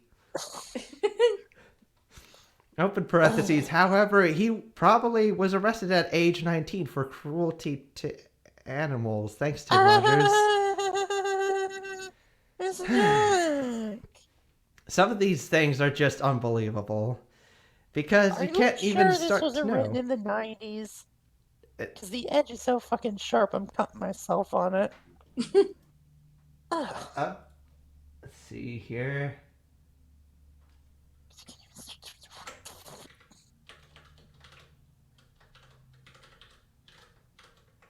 I can't see a date. I just know that this was captioned in 2010. Ugh. Now I can see why the website went down. Tim Rogers is still writing and is on the payroll of Kotaku. Well, you Some know, of these things are just unbelievable. Because you can't even start to know what they are so that you can then tackle the question of whether or not you should believe them. If Final you, dear Fantasy reader... XIII was released in 2009. Yeah, this is like close to release. Oh my god. Yeah. I thought this was early 90s shit. This is like someone writing Pitchfork reviews, if you know what Pitchfork is. I did, yeah. I've listened to that F Plus episode. Okay. And yeah, this is definitely like one of those don't give a shit anymore Pitchfork guys, just stream of consciousness, nothing. This, I don't know if I've told you this story before, but this supremely reminds me of my freshman year of college. In my writing class, we had to peer review the person next to us paper. And it was about an article called Google's Making You Stupider. And it was an article just basically about like how we don't remember as much because we can just Google the thing we want to know. So we don't retain it. And her paper, no fucking shit, started something like, "My brain's an aborted fetus thanks to Google," and then it just got worse. Jeez. Oh my god. She was a poetry major, I guess, or whatever, and so she wrote a factual summary / review article as prose, and it fucking sucked. See, here's the thing. Like, to counterpoint that person's article, I didn't know shit before Google, and I still don't know shit now. So really, Google hasn't changed so much. I learned how to program thanks to Google. Yeah. I learned Google how helps to. me with spelling. That's Yes, that's. like, it's like, wait, how do I spell something? Let me type into Google and maybe Yep. Sorry, Joe. I know you're so excited to read this. I like this. I like that story. It's a good story. Let's see It's if not as funny as my Deborah story, but Deborah is a treasure. Deborah's I'm normal. I won't call that dumb Star Wars like thing. a normal fucking person. Call Tauntaun's Deborah's. God damn it. Let's see. Okay, so here's my bad. place. If you, dear reader, decide to take it upon yourself to play Final Fantasy my XIII God. from start to finish, expect to ask some permutation of the question, what the Christ are these things? During a Monsters, random they're battle, no less than 16 monsters! times an hour. Why would you care? Just beat him up with your stick or whatever. Jesus.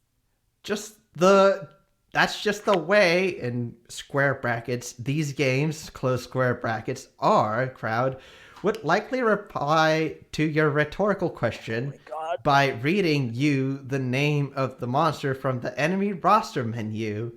As the name grinds on and the enemies get harder and harder, their misshapenness begins to nearly offend you.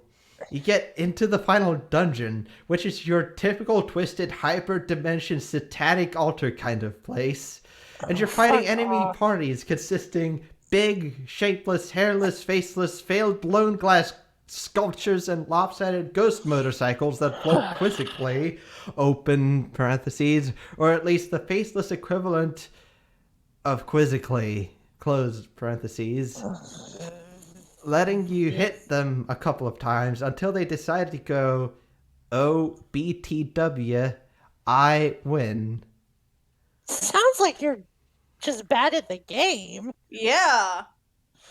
Final Fantasy XIII is not good, but it did not need this many words to describe how bad it is. It's like, I if also- anything, it's kind of boring. Like, I mean, I've never played a Final Fantasy, I think. But he's complaining about the graphics, and the graphics look fine. Yeah. yeah. Fine. It was fine. It was fine. Like, it's fine for its time. Like, There's one if enemy anything that I looks complain like... about it's the level design. Yeah. And yeah, the story gets a bit weird, but The graphics are fine. Just Yeah, fine. there's an enemy that looks like a mushroom with a little rotating light on its head and does a siren sound, and it's really cute. the cut butts. Yeah. What the fuck? Yeah, you have to sneak up on them, otherwise they go be-doo, be-doo, be-doo. Yeah, it's true. And summon more cut butts. And like, you immediately can tell what it does, because it does a beep boop. Yeah, It's all I think it was neat. a janitor bot because they were going through the sewers. Oh, yeah. But there were also cut bots. You're gonna like this next sentence fragment there. Let's see. Oh, BGW, I win. And just slam you so hard you shit teeth. Okay, sure. Like, Wake up so every much morning about and have this... full teeth. Whatever. I'm so tired. not like so much about this slog of a game. It's a penis measuring contest. Whoa, whoa. Or the faceless blown glass sculpture equivalent of a penis measuring contest. The enemies simply serving as yardsticks. Do you have enough HP? Have you ground enough? Do you really hate the game enough yet to want it over with? You just described every RPG, my Yeah, dude. God. All these statements apply in some way or another to the plot as well. Oh my god. By the way, he started this article by saying he won't discuss the plot. Has he never played? This is how RPGs work. Yeah. You need to gain levels and shit to push forward in the story. It's to make sure that you... Oh, fuck off. Ugh, this is baby's first video game review, huh? Apparently, judging by the number there in the URL, this might be his 630th review. Ugh.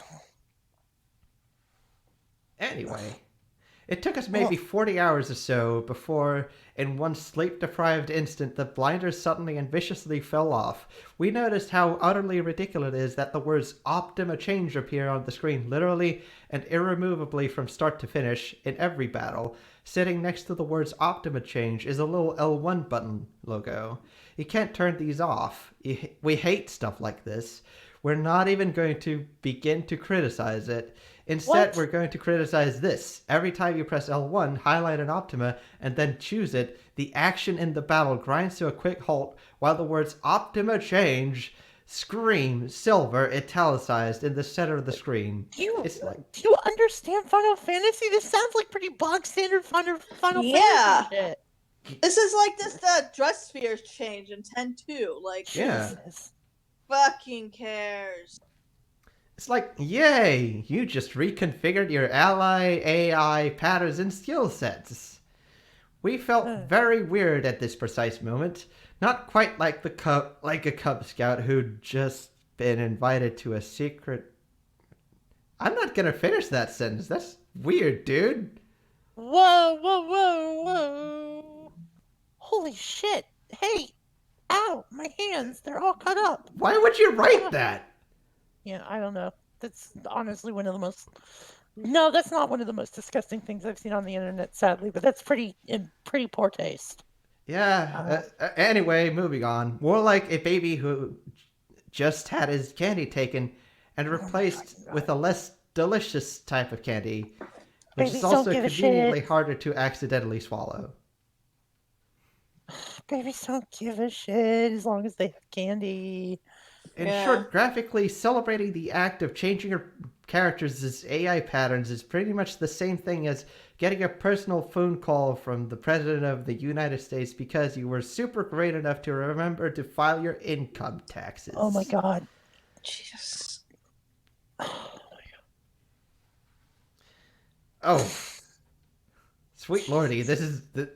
This paragraph nearly fills my screen. People throw the word chess around whenever they play an RPG. No, they don't. And like the battle system because it makes them feel smart. When will we ever see an RPG battle system that rewards, something real? The way that a highly skilled chess player can beat a less skilled player in as few as 5 moves. You're gonna have to wait for the Rick and Morty RPG if you want to test your intelligence. You have to be really intelligent to get the Rick and Morty game. Yeah, no, you have to pass an Have a very high IQ. If you want to own it, if you don't have a high IQ, you get swatted immediately as soon as you fire it up. Oh. God. Risk and reward are words thrown around often in game design meetings, which are something we're sure didn't occur during the development of Final Fantasy XIII.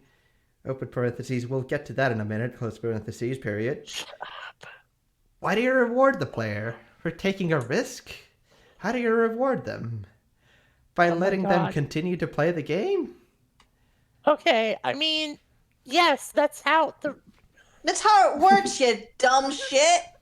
I mean, there's all sorts of risk-reward shit. So, like, if you have your HP and it's low, do you heal yourself or do you try to get in another attack so that you can, like, maybe beat the guy before they can damage you? That's risk-reward, my dude. Yeah. You're not... Piss, baby. Full piss. See, I like to think he's getting paid by word. But this is his own website and he doesn't have ads. He pays himself. I think he has a PayPal, but that's it. He showed up and paid. Like this feels like something he wrote to be paid by word. Thank you, Hemingway. Yeah. Let's see. And what do they do? And what do they get for continuing to play the game? They get to see more cool stuff. Okay. Well, why does Final Fantasy XIII reward players? It rewards players for playing the battle system the way it's meant to be played. Blasting and attacking monsters while enhancing and jamming until the enemy reaches break, healing in the interim if necessary. Then, once the enemy is broken, you slam the shit out of him. Official Japanese marketing copy for the game makes liberal use of the words refreshing feeling, which is also plastered all over the place whenever a Dynasty Warriors game is released. What's refreshing about lambasting a defenseless enemy? Well, for one thing, you get to see huge numbers flying out. The enemy, most of the time, doesn't look like anything remotely related to anything in the real world. So it's mostly like seeing numbers flying out of some well-lit piece of ornately detailed jet plane wreckage which is somehow suspended in the sky. So in short, the refreshing feeling arises out of the situation of dominating a defenseless thing. In Dynasty Warriors, the enemies all have weapons which they are decidedly choosing not to use. They want to die. Yes, In Final Fantasy XIII, you have to employ strategy, by which we mean you have to jump through the arbitrary hoops the game designers erected in the name of making you feel smart to induce the enemy's state of helplessness. You want to kill the enemy because you want to win. You know what, though? Actually killing the monsters is boring, and it's not boring because you feel sorry for the monster, nor is it boring because you have no fucking clue what the monster is supposed to be. It's hard to feel sorry for a lopsided phantom self-driven motorcycle which is large enough for King Kong to ride. Oh my god. It's boring because the anticipation is everything. The struggle to break the enemy is infinitely, hell, even quantifiably, more fun than plugging in the commands to kill it. This is just... Have you never played a JRPG? He has. He's lived in Japan. Oh, you fucking moron. He likes Final Fantasy XII a lot. So then, correct me if I'm wrong, but the Final Fantasy games have broadly the same mechanics with regards to battling, right? After a certain point. Final Fantasy XII is a goddamn MMORPG. You program your dudes and you put them against other robots, basically, and then you look at them do a good job, and you feel accomplished in being a good programmer. So fucking dumb. Who gives a shit? You didn't like the game, that's fine. No one cares. Let's see here. Getting back to the... We have in the past insinuated and even believed that seeing a girl naked for the first time is a feeling far more powerful even than having intercourse with her. Whoa, time out. Though we would in no way push that belief on others. Some of our best friends are married, etc. Sorry, I feel like I've lost something. What the fuck? However, in Final Fantasy XIII, where either naked breasts nor the removal panties are ever involved, we could say that we kindly hope you'd feel the same way we do about breaking enemies being more fun than killing them. What the fuck? I don't think I like this guy. I'm so uncomfortably horny about anime women. The second paragraph is all about how much he wants to fuck Lightning. Just all about how hot Lightning is. Let me tell you about my waifu, Lightning.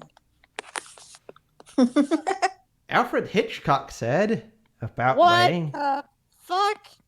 Oh, and it's literally just the Wikipedia page about Alfred Hitchcock, and it goes to the writing tab.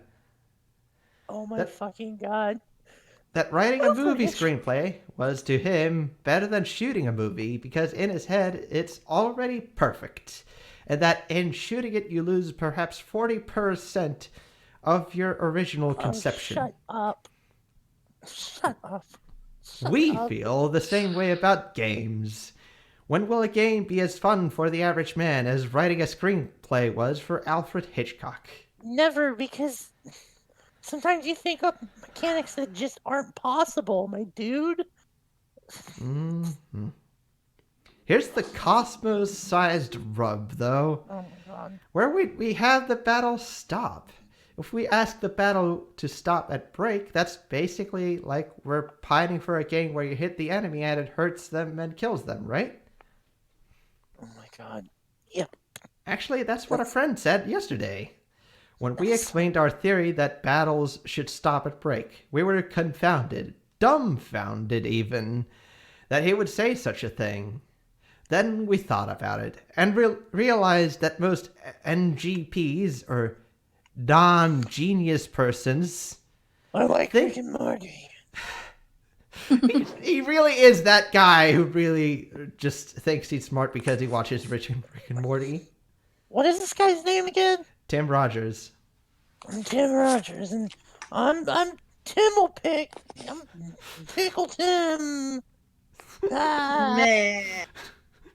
1,000 years Rick and Morty and Tim. So we're going to step down to your level for a second, dear reader. Before we get there, no, we're not hungry. You can keep that thing you call food for yourself. We just had some genius food a minute ago, and it was delicious. And no, you can't have any. See, the break meter recovers when you're not hitting the enemy. You need to do physical attacks to slow the recovery of the break meter just as surely as you need to do magic attacks to push it closer to the edge. You can heal to stay alive, you can jam to weaken the enemy, you can enhance to strengthen yourself. Your characters have break meters too, by the way, though they seldom break. When they break, all that happens is they too get juggled into the air, only when they do, the enemies don't gang befriend them. The only thing is, you cannot opt of a change in the air. Holy shit, this dude. Breaking is an integral strategy to the game. We put strategy in quotes because the word strategy usually implies that it's some kind of option and that there are many more like it. In Final Fantasy XIII, Oh my god. you'd have to have the brains of a chimpanzee not to always be breaking, in parentheses ABB, the enemy. Do you break the enemy? The enemy. There's a paragraph there in parentheses. There's only one group of regular enemies we could think of in the story part of the game who are best beaten with a creative tactic. They're things that look like robots and might actually be robots who become terribly paralyzed if you break them. They attack in groups of 5 and are very powerful. Your best bet is to break them one at a time until they're all broken, then kill them. That particular enemy encounter felt fun compared to all the others. Similar mechanics have existed in RPGs before. The easiest one to think of offhand is the rolling HP system of Mother 2/3/Earthbound. When an enemy hits you, so you know he's smart because he's referencing Earthbound, the Smart People series. Yeah. When an enemy hits you, your HP display starts to roll down. It looks like a slot machine spinning slowly. Sometimes the enemies can deal more damage than you have hit points. If you heal before the damage finishes being counted off, you can cheat death. That's kind of neat. Final Fantasy XIII could be elegant and streamlined like that by making the enemies always recovering HP. They're two different games. Well, if we just smashed Undertale with 100-foot robot golf, and the golf was done like Undertale, I'm a fucking genius. What if one of the robots was piloted by Rick from Rick and Morty? 100 years, Rick and Morty. 100 years. 97 seasons, Szechuan sauce. Oh, God. Nasty ass fake sauce that people are screaming over from a movie promo 20 years ago. God. Oh, Jesus. Let's see. Instead of counting down, their HP is constantly counting up. So you just need to keep hitting them. We don't even need to put those words into it. Just have that break meter, let the player figure out what triggers it for any given monster, and then break the enemy to kill him.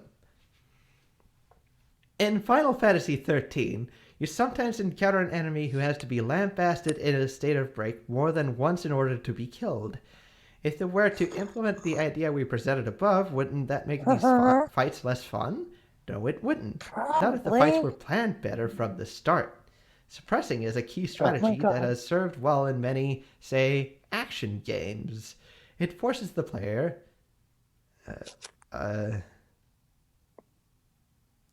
I'm gonna skip over to the next paragraph. Hold on. Where are we at forces? I gotta read what happened.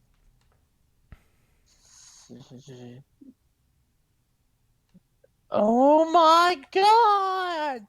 How? It really sucks, doesn't it? How? I need to read it. Can I read it? You don't have to say it. Sure, go ahead. It forces the player, even the female player, to be a man, get out there, be bold, and hit the enemy with everything you got. Which is how I imagine Tim Rogers sounds. I don't know how he sounds. I just know I sound like this, Joe. I'm Tim Rogers. Here, we remember yet another Mother Battle System quirk. The instant win battle. If you approach an party consisting of monsters well below your current level, I'm from the band Limousine. I feel like I need to be drunk for this. I was planning to get a bottle of white, but I forgot to buy it. Damn it, Joe. This is like Eurovision all over again. Let's see. If you approach an party consisting of monsters well below your current level, you can kill them instantly and receive their experience points. In Final Fantasy XIII, breaking a monster when he's the last monster standing always feels like checkmate. Telling your guys to elevate and execute him is like taking the bishop that checkmated the king and batter-upping all of the chess pieces off the board with it. It's overkill. Hey, why don't we make at least this kind of refreshing feeling? When you break the enemy standing and it's possible for him to be elevated and executed, just put a command on the screen that says checkmate and let us choose it and then be treated to an intense graphical display showing all three of our characters jumping up and beating the shit out of the dude. That would be great. That would be almost as good as our idea for a Super Mario Brothers mod that recognizes the point of no return. When you've attempted a jump that you are not going to make, as soon as Mario passes the point of plausible survival, the screen viciously blacks out and the words "you suck" appear hugely in the center of the screen. Oh my god. Actually, maybe the checkmate idea for an RPG is even better than the "you suck" idea.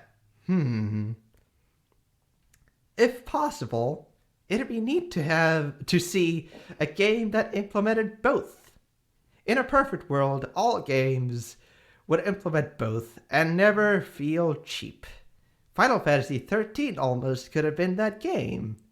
Oh well.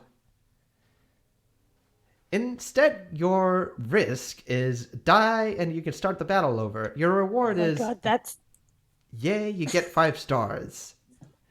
That's the risk reward. That's literally what we're... I'm a baby. In gigantic letters. Like, I think this is as large as HTML lets you go. It says here... and it's bolded and all caps. Still talking about the game! Yeah. Nice. Why are we still talking about this game? Why aren't we talking about some inane shit yet? Who knows?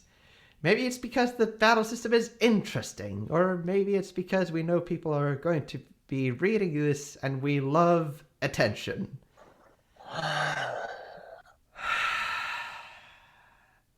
The battle system is clearly the most important part of Final Fantasy XIII, and clearly the one part that's easiest to talk about, without spoiling the story. What's weird is how RPGs these days drip feed battle system elements as though they were story developments. If you visit any internet forum about video games, you'll see lots of people discussing what's more important in an RPG, the story or the battle system. We sigh a little bit whenever such questions are asked. Really, the battle system should be transparent, or else a little more than an interface element. The battle system should be what happens when you press which button. No. Square Enix knows that these kinds of debates actually occur on the internet, as surely as they know that World of Warcraft is an ugly, clunky game, which happens to generate more than $1 billion yearly. Battle systems are, in addition to placeholder in a form of entertainment, whose children are being raised by substitute teachers. What? A placeholder in a form of entertainment, whose children are being raised by substitute teachers. What? Alright, what the fuck ever. A hot commodity that earns at least enough money for everyone in the company to make a 1 yen yearly profit. Square Enix probably didn't spend as much money on Final Fantasy XIII's battle system as they did on its fatuous, psychotic computer-animated cutscenes, though they're willing to be shucks cute enough about acknowledging the people who might love the simple act of throwing numbers at the wall. That's what all RPGs are. Yeah. You want to do the most number damage. You want to make their numbers go down and your numbers go up. That's the experience. I don't understand why we have HP in these RPG games. Yeah. It was, yeah.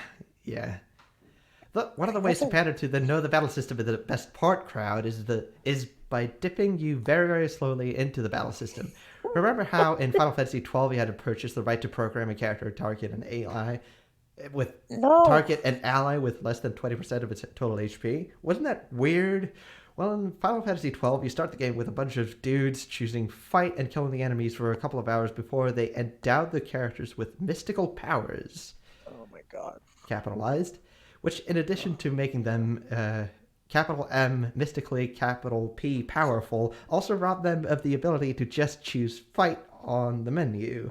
You'll spend many, many hours of Final Fantasy XIII using just 2 characters at a time, one of them unable to physically attack an enemy. The game feeds you the battle system in little astronaut pellet-sized portions until 24 hours in. It sighs and says, okay, you can have fun now. And have fun means, for the most part, engage in extracurricular conflicts, proving that you have learned this unwieldy game-enjoying method better than your friends have.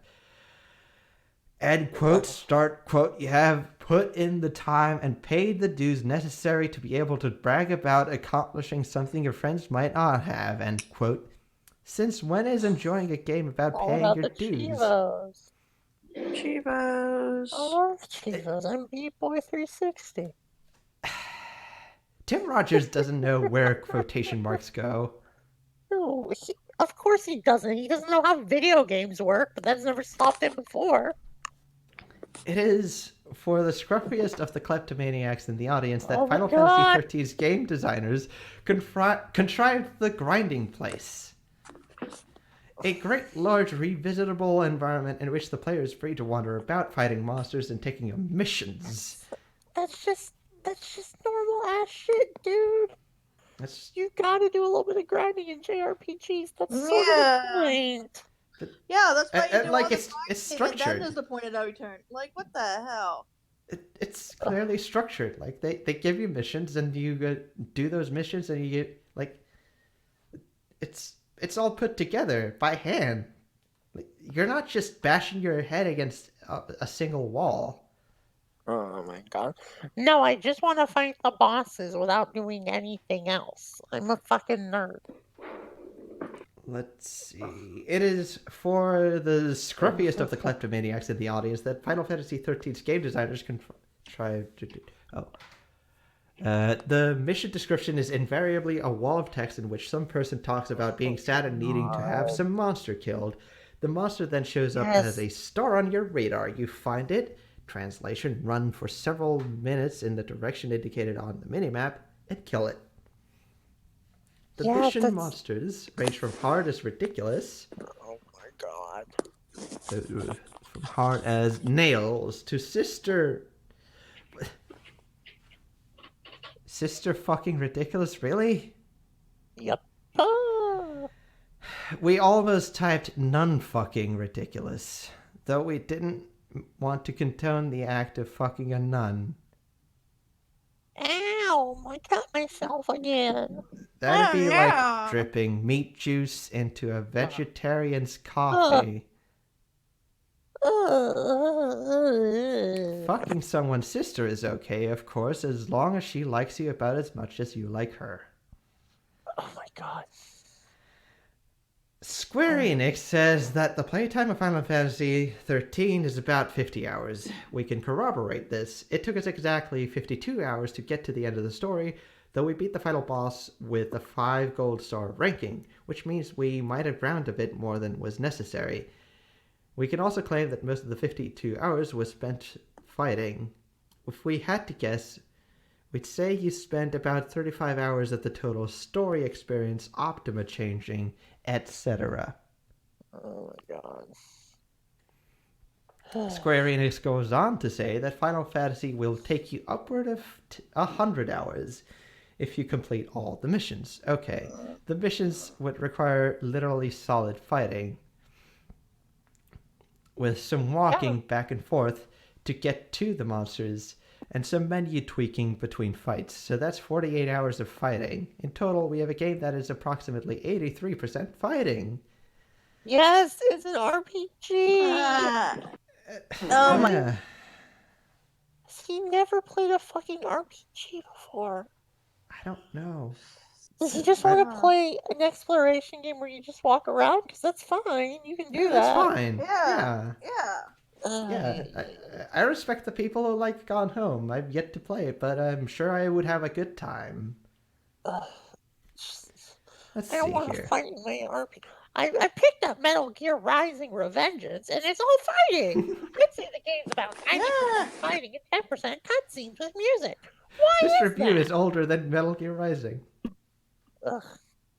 Oh my gosh. I The picked thing up about the these And whole like monsters- 5% robot ass. Man. Fine. I picked up Devil May Cry 3, and it's all fighting. What the fuck? What the I picked up fuck? Smash Brothers, and that's all fighting. I just want to walk around as Mario and pick up coins while petting Kirby. I can't Oh, believe man. this. I would love to pet a curb. Ugh. Thing about All these the mission things monsters, for though, is that if you can devise the strategy for killing them, what would possess you to actually do it? It used to be we had enemies like Ruby Weapon in Final Fantasy VII, where the enemy was so incomprehensibly powerful that he might actually scream the first time he killed you. You have to kill Ruby Weapon with just one of your 3 party members who can have a maximum of 9,999 hit points. Ruby Weapon has 1,000,000 hit points. In order to beat Ruby Weapon, you need to be a detective of menus. You need to pore over the detailed facts of the game's battle system and come up with some Rube Goldberg solution.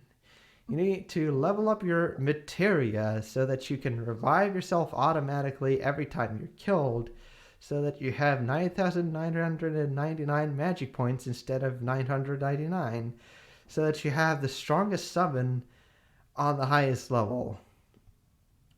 Oh my god. Emerald Weapon poses a similar threat, except you can use all 3 party members, though you must kill him in 15 minutes. Once you devise a solution, actualizing it is only a matter of time. You need to pour so many hours into leveling up your materia before you can kill Ruby and Emerald Weapon that no save file in which the player has killed them ever has a playtime clock that isn't stuck at 99:59. Jeez. Final Fantasy such a XIII. fucking nerd. Yeah, this is so terrible. Like, literally the worst. Final Fantasy XIII gives you monsters that gently escalate toward hit points represented by numbers typically only ever seen by astronomers. In order to beat these monsters, You need to apply the same tried and true strategy of breaking the enemy and then getting him in the air. Sometimes the enemies have friends, sometimes it's a real pain. However, solving the case never involves any actual detective work that makes you feel smart. The amount of strength needed to break an enemy game. directly correlates to how Phoenix strong your Wright. weapons are. Dude. This is how they plan to keep people from selling the game back to used shops within a week of its release. It didn't work. The new price was around $100 and it can now be had used for around 70. And this is in like Japan money, so Yeah. Your road from here to SideQuest Heaven will be fraught with busy work, not challenge. Instead of menu detective work, it's more like you open up the weapon upgrade menu and just start throwing a bunch of seemingly useless shit at your weapon until it levels up. Let's see how you level up weapons in Final Fantasy XIII. You throw useless shit at them. Remember Final Fantasy XII, how enemies gave you stuff and you sold the stuff for money? People hated that for some reason. We didn't mind it. It seemed more plausible than getting money from enemies outright. Why would the monsters be carrying human money? Because they killed an adventurer and found the money shiny and pretty? Okay, maybe. It's an RPG! In a fantasy world, who gives a shit? I know, who fucking cares? Oh my god. Why does this horse in Skyrim have a ruby? My name's Tim Roger, and I'm the pedantic nerd. We're at about the halfway point, I think. It's nighttime, and I'm Tim Rogers. I'm Tim Rogers. Welcome to my new show on Channel Awesome, the pedantic nerd.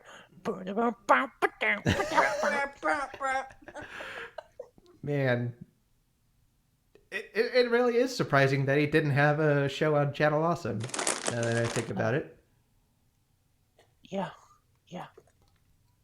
He does have an ad for his own podcast way up there at the top of the page. Shut the fuck up. Shut the fuck up. He has a podcast? Oh, God. All right, well, I think it's moved on to Kotaku, you know. The ActionButton.net podcast. Not found. Uh-oh. Time to Google it. You have fun, kids. I'll be right back. Okay. Fun.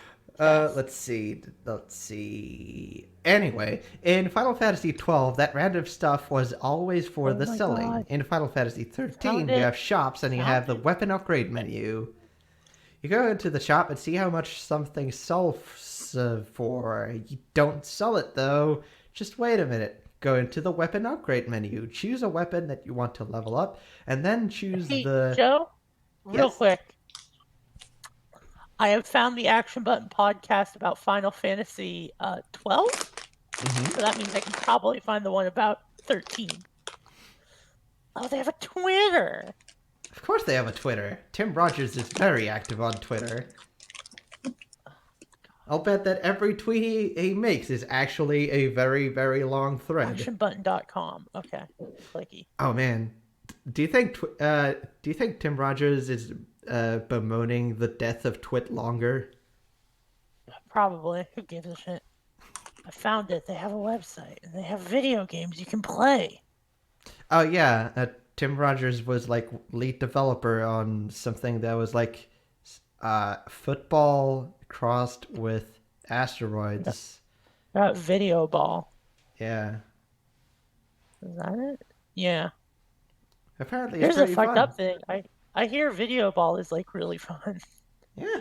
But no one wanted to play it online because it had no press coverage. So like, the only appealing thing was like, oh, you can play it online with friends. Nope. Oh, they make a bunch of mobile games though. All right, with Ziggurat. Oh yeah, Tim Rogers was like a key figure in like starting a whole bunch of the analytics shit that went into mobile games. Holy shit. Yeah, sorry. He was like on the board his... meetings that established the term whale. One of his things, one of his games, Ziggurat, links just to a Chinese gambling site. You can bet It's called Wombat. Man, my feet hurt. I'm gonna go sit down. Are you Why are you standing? standing? Why? What the hell? Joe's at his Because- standing desk reading a fucking review, obviously. For 2 hours. Look. Oh my Talking for a long time is easier if you're standing. This is just a thing I know. God. They've got so much God broken damn. shit. It's wonderful. Their website is just fucking broken as fuck. They have a platformer that's based around a dog. Okay. Oh man, that sounds great. Called I wonder if Puffy. you can get pets as a dog. God, I don't know. I'll have to go check that Like- Twitter. Have people pet you. You know, like an Okami. It looks like you're just supposed to just run around and jump and collect bones. It does not look particularly good. Just like a bad Mario mixed with Mega Man. Let's see. Go into the weapon upgrade menu, choose a weapon that you want to level up, and then choose the seemingly useless item you just looked at in the shop. See how many experience points it offers your weapon. Now divide the number of experience points by the number of gil, Final Fantasy World currency, the item sells for. There are 2 or 3 items in the game that you can buy in the shops in unlimited quantities and which have pretty excellent experience points per gil, so you should just use those to level up your weapons and sell the rest of the shit. Then a weapon is leveled up to its maximum level. You have to use a special item to evolve it into another weapon. Thankfully, these special items are all sold in one specific store, which sells nothing else. All shops in Final Fantasy XIII are accessible from the save menu. Final Fantasy XIII presents us with a future where all shopping is online, and online shopping is instantaneous. Fuck me. Leveling up your weapons in Final Fantasy XIII is Can't about believe as fun Final as... Fantasy correctly predicted Amazon drones. Oh. Did I make you sad, Joe? I mean, it was always gonna happen. I'm just sad it went to fucking Jeff Bezos. I think you mean Cloud Strife in the Bezos. cursed image thread, someone misspelled it. Jeff Bezos as Jeff Benzos, and someone's like, "That's not your correct username." I'm Jeff Benzos. I'm literally asleep all the time. I deliver dreams. Oh no. Please don't fall asleep on benzodiazepam or whatever it's called. I always I fall think that's asleep. what... Man. Let's see. Leveling up your weapons in Final Fantasy XIII is about as fun as looking for your car keys. Seriously, this is part of their grand scheme for making money on the game. Put this busy work shit in there so that people waste more time with the game than they had planned to until oops, the local used shop's buyback price Shit. dipped below the amount of money you'd hope to earn back. This sucks. Might as well keep it now. Man, why can't they do something like, who knows, make downloadable content? Have some kind of online multiplayer mode or something. Leveling up the characters. MMORPG? What? I wonder if Tim Rogers likes Final Fantasy XIV, and also if he preferred the pre-facelift game. I wonder if he prefers the original one or the that takes place after the original game got nuked because it was so bad. Yeah. Leveling up the characters themselves is about as fun as picking through the neighbor's garbage. Leveling up your characters requires the use of a thing called Crystarium. Oh, by the way, this is the second time he's used this simile of picking through the neighbor's garbage. I think he actually does pick through his neighbor's garbage. I'm a raccoon. Tim Rogers, me, the raccoon boy. A trash panda. A literal panda. Who's trash? Let's see. Leveling up your characters requires use of a thing called a Crystarium, which is a terrifying thing to call anything. It looks like a big crystal flower studded with shrapnel from a board game that exploded. The background is something like you'd expect to be projected onto a bedsheet tacked to a wall in some accountant's basement on a Friday night when he tries to host a party and no one shows up. We might have Sounds used like this a Tom description Burns for before. you. With the tired. Crystarium, you I'm choose so tired. you choose I'm which so character you tired. want to level up. Then you choose the Yes! particular role you want to level up. Say we want to level up Lightning's Blaster role. You select it. Okay, now it's like the sphere grid from Final Fantasy X, except without as many choices. You are moving a cursor down a track. A line of white light represents your character's progress. You hold down the circle button and press a direction on the D-pad to expand the line of white light in the direction of the next upgrade. Okay. Expanding the line uses crystal points, or CP, which you earn at the end of every battle. Even dead or inactive characters earn CP at the end of every battle. Parentheses important. Let's say Lightning's next upgrade is plus 20 to her maximum HP and it costs 200 CP. You purchase it. Now you can continue down the line around the circle, as it were, toward more upgrades, such as plus 5 to physical attack or plus 5 to magic attack, and eventually to a new battle command, the Fire Spell. However, you don't feel like Lightning needs the Fire Spell yet, because you don't use her as much as you use other magic users. And the enemies in the area you're in right now don't seem all that particularly excited about fire magic anyway. You deem that the two more plus 20 max HP nodes down the offshoot path from the current 20 plus max HP node are more important at the moment, so you buy them instead. Did this need this many words? Yep.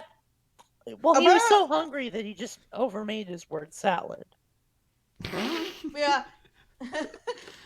He ate too much word salad and then barfed it up. And here we are. Like, oh, it's got beef in it. Why does it have beef in it? No, he ate the word salad that was in his neighbor's trash. Oh. Nice. It's worth noting that the Crystarium for every role for every character consists mainly of max HP, physical attack, and magic attack upgrades. Eventually, the game is going to let you use every role for every character. However, once it's done this, you start to wonder about the whole thing. Saj isn't supposed to be a healer. He's primarily an enhancer, blaster, and attacker. If you choose to level up his healer Crystarium, you'll notice that the first few upgrades are near prohibitively expensive. Also that there are very, very few of them, usually just 2 or 3 per level. You'll need to learn at least one ability in a role before you can assign a character to that role. It's obvious that the game wants you to use certain characters. You can be near the end of the game and Hope will have literally doubled the magic power of Saj. No two Crystariums are equal. At the end of the day, it's like the freedom of choice. It's just a weird illusion. They're just not going to let you make Saj a better blaster than Hope. Oh my god. What's weirdest is that the Crystarium starts out quite small and then expands as you defeat specific bosses. It starts at level 1 and adds up eventually at level 10. Each new level of the Crystarium contains numerous new nodes for you to access. You will notice, however, that the nodes on each new level of the Crystarium cost considerably more HP than the nodes on the previous level. It's like, why are they keeping you from the upper levels of the Crystarium? If a player wants to spend 45 hours grinding at the very beginning of the game to access all the HP upgrades, why should you stop them? The way the game is officially set up, you can only grind so much before you've maxed out everything on the Crystarium. Then you have to beat the next boss so the Crystarium will expand. Why did they do it this way? The only answer to this riddle is that the game does not want you to win too easily. Well, then why the fuck do you have a leveling up mechanic in the first place? Pardon me. Christ. I'm gonna have a little sippy sip. Okay. Have fun. Of booze? Coca-Cola. Oh. I realize that's not good if you're gonna be reading stuff, but... Yeah. Oh, what's that? Because you have been doing the same fucking thing for 20 years and you have no fucking idea how to just, design a game that's compelling and rewarding to play, so you just fall back on the illusion of progress thing? Some might say people like seeing numbers go up. Yeah, so do we. No shit. Especially when those numbers are in our checking account. Enough about numbers. You know what else people like? Cupcakes. Why don't games give people cupcakes too while they're in the business of giving people what they like? I mean, I would definitely play a lot of games that it would reward me with cupcakes. Yeah, if games fucking fed me, oh yeah, I'd play it. Heck yeah. At best, that is at the times when a character rejoins the party after a long absence and has stored up tens of thousands of crystal points for you to spend in a spree. The Crystarium is as satisfying as a half-decent bowel movement. Ow, I'm bleeding from this. What is this? Oh, the edge. It's there. It's right there. At worst, like say when you backtrack to find the one little module you'd neglected earlier in favor of something more immediately useful, it resembles a picking through the garbage. What is it with this guy and picking through garbage? What the fuck?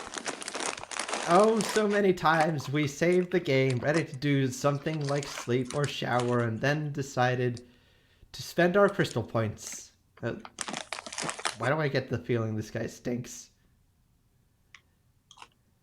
Hygienically challenged. We spent them all and then saved the game again because we wouldn't want to go through the soulless, joyless spending process again. Like battling, after you've battled more than 100 times in a day and just want to proverbially go home, it's just another capital U undesirable capital E experience to capital E endure. Like everything else in that roadkill of a video game, it's busy work. It's something to do while waiting for your funeral, and it has no shame about itself. It's a fucking RPG. What the fuck did you expect? You know what this shit is? It's disingenuous. Open parentheses. Our dads would be proud of us to see us using that word. Open parentheses, maybe correctly. Close parentheses. Period. Close parentheses. This whole video game operation is fucking disingenuous, man. Sure, entertainment is all about lying to the experiencer in the name of amusing him. Though there's a fucking ocean of difference in the lies Uncharted 2 tells and the lies Final Fantasy XIII tells. Uncharted 2 lies by telling us we have to climb a mountain so that we can get to the top and kill some dudes. Shh, the mountain isn't real. This is just a game. Let's see. Exclamation point, close quote, close parentheses, semicolon. Final Fantasy XIII tells us, hey, you got some fun experience points. Now you can level up your dudes. Oh, look, you leveled up to the max. You're great. No. You can't level up any further. Go fight that boss, and we'll let you see a neat cutscene. Then let you see a neat new area with neat new enemies, and we'll also let you level up some more. Bad entertainment makes all entertainment look bad. Lies is abstractly depressing as those of Final Fantasy XIII make the more bizarre members of the audience once again consider life as a Zen monk.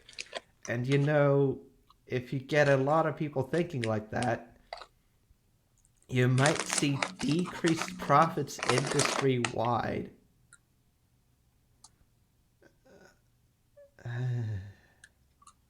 man is so smart.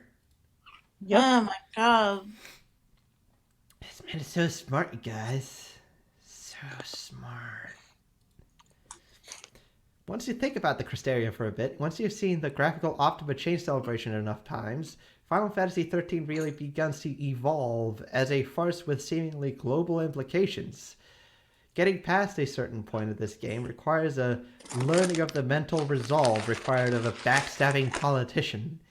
You will hate the public by the end of this game, and you will hate the politicians as well. You will have hired and fired a lawyer and a half by the end of this game. So, playing Final Fantasy XIII is praxis. Wow. I mean, I've just started playing Enter the Gungeon because I heard there was an update, so, you know. Oh yeah, you can pet the dog! Yeah, that's maybe one of the most exciting things. They added 2 new characters, which is pretty cool. But you can pet the dogs! You can pet the dog.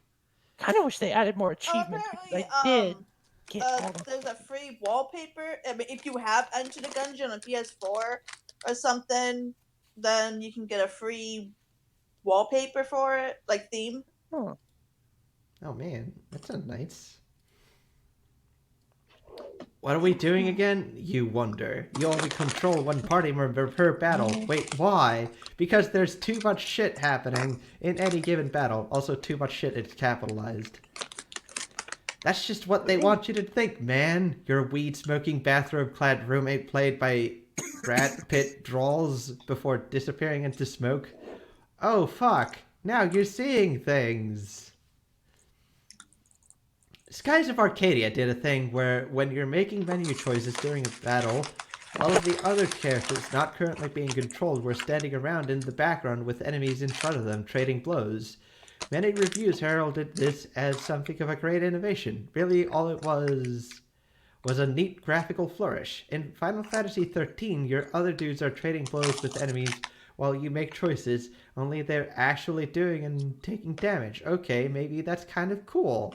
Then you consider that it's only this way because the gratuity machine started from graphical flourish and worked backwards. What is the thing? Beget, why do you care about the thing? Which beget, what is the purpose of the thing? Shouldn't we be fielding problems before talking about how sparkly to make the solution? Who the hell knows, man? Who gives a fuck? Final Fantasy XIII's battles lack in self-discovery. Like, enemies have weak points, right? You can use a TP ability to scan an enemy and learn his weak point. TP are like magic points, only you earn them by winning battles. Well, fuck that. All you need to do is have a blaster who knows all the element spells. Then when the battle starts, he'll automatically fill his ATB bars with one of each type of spell.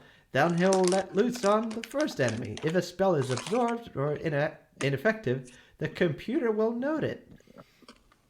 If your blaster hits on the enemy weak point, all you have to do is open the enemy info menu, R1 button, and there you have it. You can now see exactly what spell did enough damage to be registered as a weak point. Now, if the player-controlled character is a blaster, you can just choose the weak point spell yourself, or you could choose auto and the computer will pick it for you. That's probably the best idea. This raises a couple of beautiful questions, one of which isn't even a question. 1. Doesn't the computer already know the weak point of every enemy anyway? 2. Is it possible that the game lets you only control one character at a time? Because making all the menu choices is a chore and you'd hate the game if you had to control everyone in the party? The poison seeps deeper into the brain. You have just obtained concrete evidence of a computer pretending. Wait. He likes Final Fantasy XII. The computer is pretending to not know something that, of course, it does know. How does an AI blaster go about choosing the order of elemental spells to use against an enemy? Does it choose them in alphabetical order? Parentheses, yes. Parentheses, kind of. Parentheses, technically the stronger ice spell comes immediately after Blizzard, though the AI won't choose 2 ice spells. it'll move on to the next element. Period, close 3 parentheses. Then there are situations like where you have a party of robots. Aren't robots always weak to lightning? Why can't the AI control blasters just know that? If it's a new type of robot, they are compelled to run through the list of potential weaknesses all over again. How weird. We could try to be optimistic. Oh, no, sorry. We could try to be optimistic and say that the computer-controlled characters learn the way we would learn if we were playing the game ourselves for the first time and didn't realize that water magic killed fire slimes. If we even started to do this, we'd end up feeling horrible, and we'd probably ultimately remember capital T, the capital S secret, which our doctor says we must never commit to print. So in What short, the fuck is going on? Tim Rogers. Tim Rogers, everyone! So in short, we have a game where the most exciting element is in swapping arrays of AI scripts, which are linked directly to exclusive skill sets, and the computer pretends to not know things. It's a role-playing game where you play a role and the computer plays one too. How cute. You have a buddy, and he's a robot. I would like a robot buddy. I would like a dog-shaped robot buddy. Play Revengeance. Heck yeah. Yeah. Also, the summon monsters are all capable of transforming into motorcycles, fighter jets, and hot rods. You know, just because. Some guy on the development team with a terrible hat must have thought of that. What? You can tell it's a terrible hat because it's not a trilby. I only wear fedoras, thank you, sir. Yeah. Mama game review. The gamer. It's me, the irate game nerd. Holy fuck. I'm here to be mad about video games. Gideon Vames.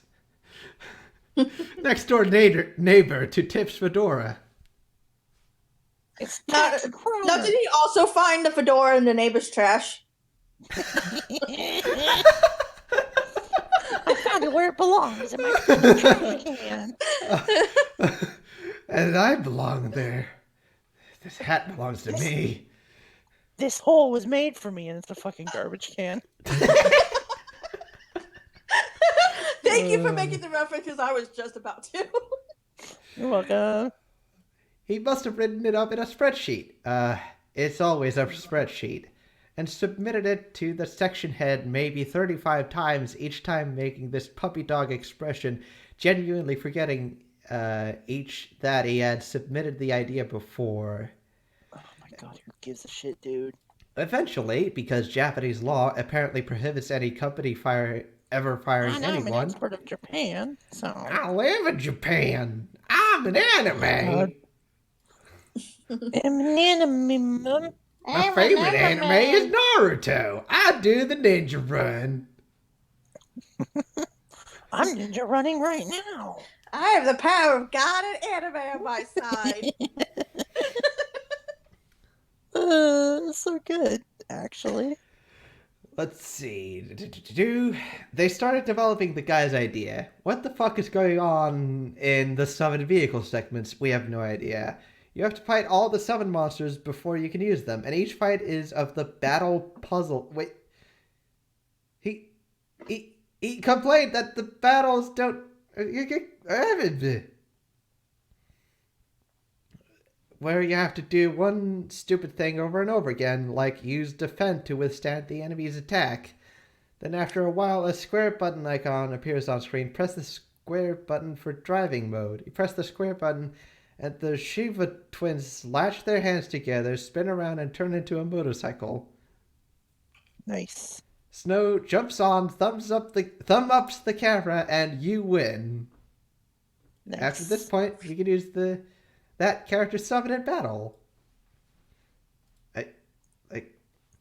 I genuinely like that they become weird vehicle things. That's just because you like cars, Joe. In a normal look. world, you'd like if they became trains, like a normal person. I bet this guy is really upset that they're not trains. I love trains. Let me tell you about my favorite train from Japan. My favorite video game is called Densha de Go. What the fuck?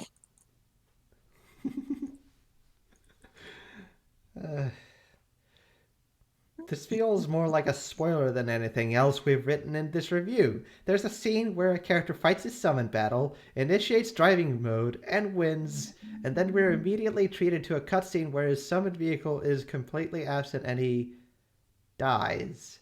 Wait, what? Of course he's not dead. He wouldn't actually be dead.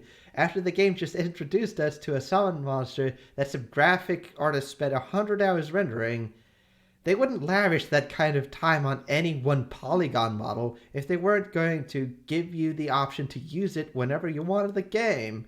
More often than not, this is how Final Fantasy XIII flows as a game, by presenting you with plot points that lead to flawless predictions of the next plot point based on your experience understanding how the game plays as a game.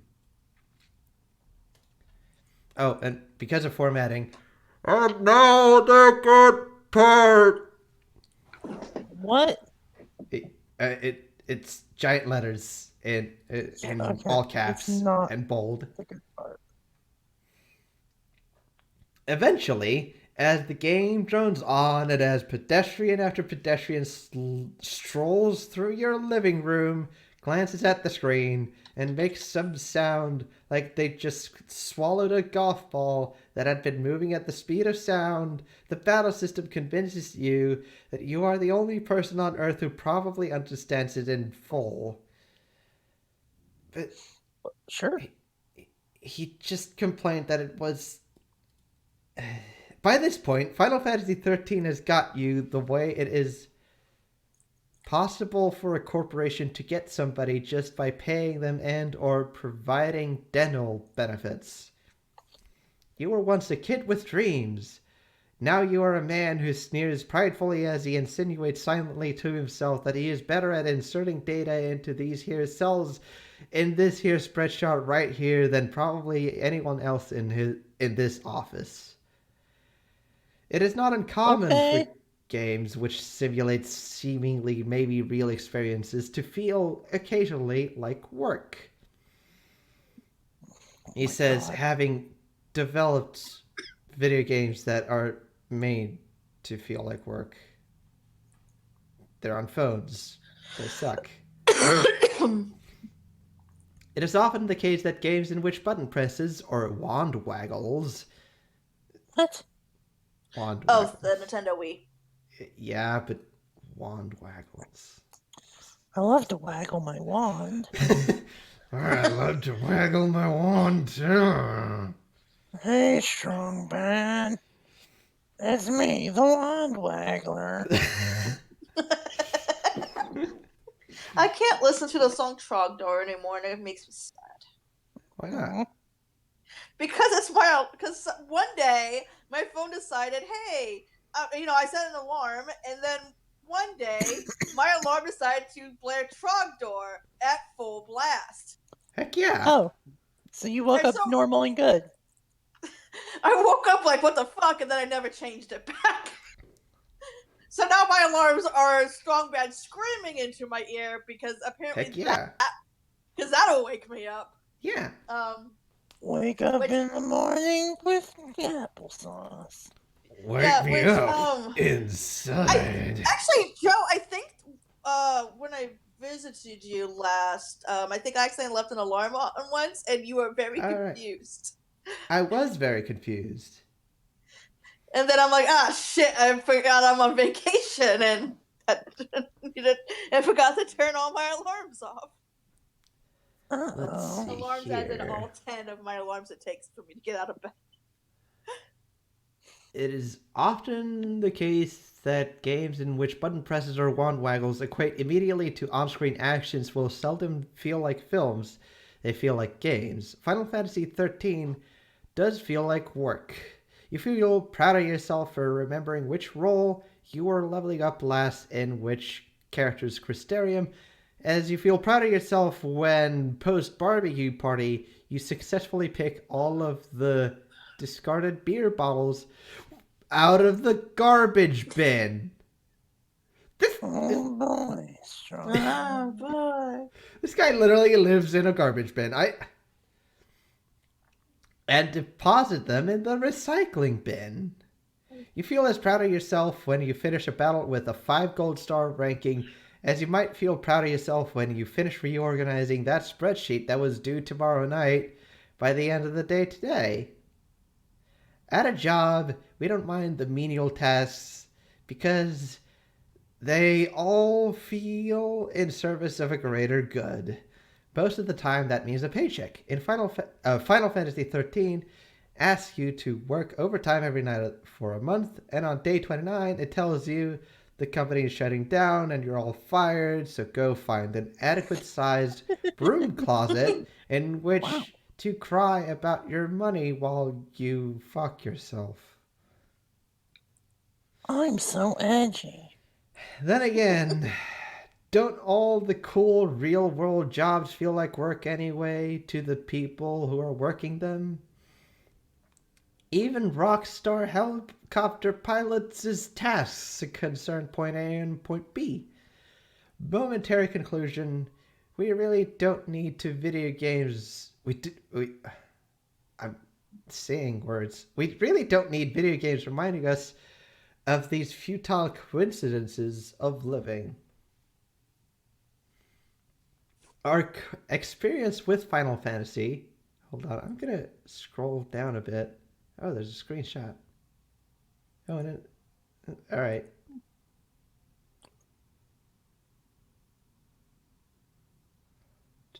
There I am.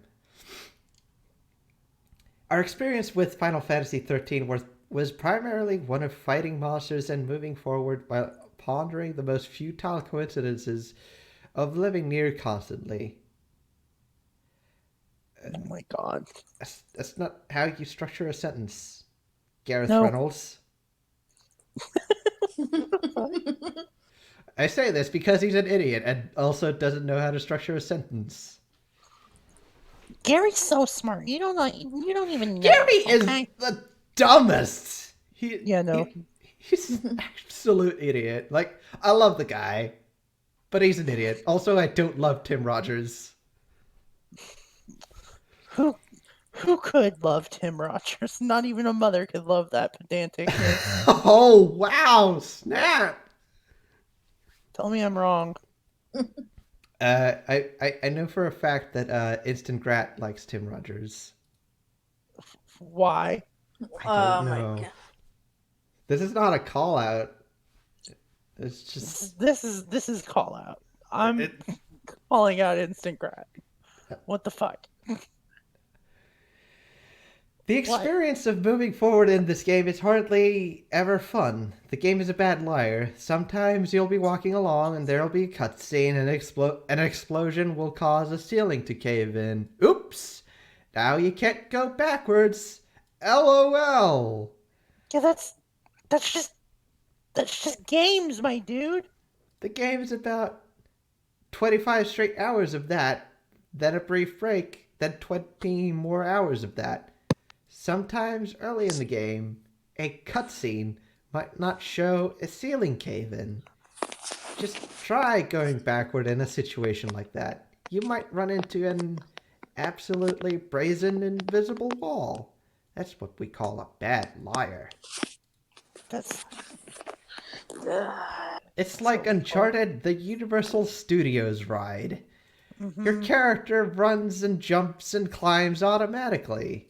Some scenes feature terrain as interesting as Uncharted. Only your characters all jump so quickly and without gravity Imagine comparing Uncharted and Final Fantasy, two wildly different games from wildly different genres. Ugh. I don't know.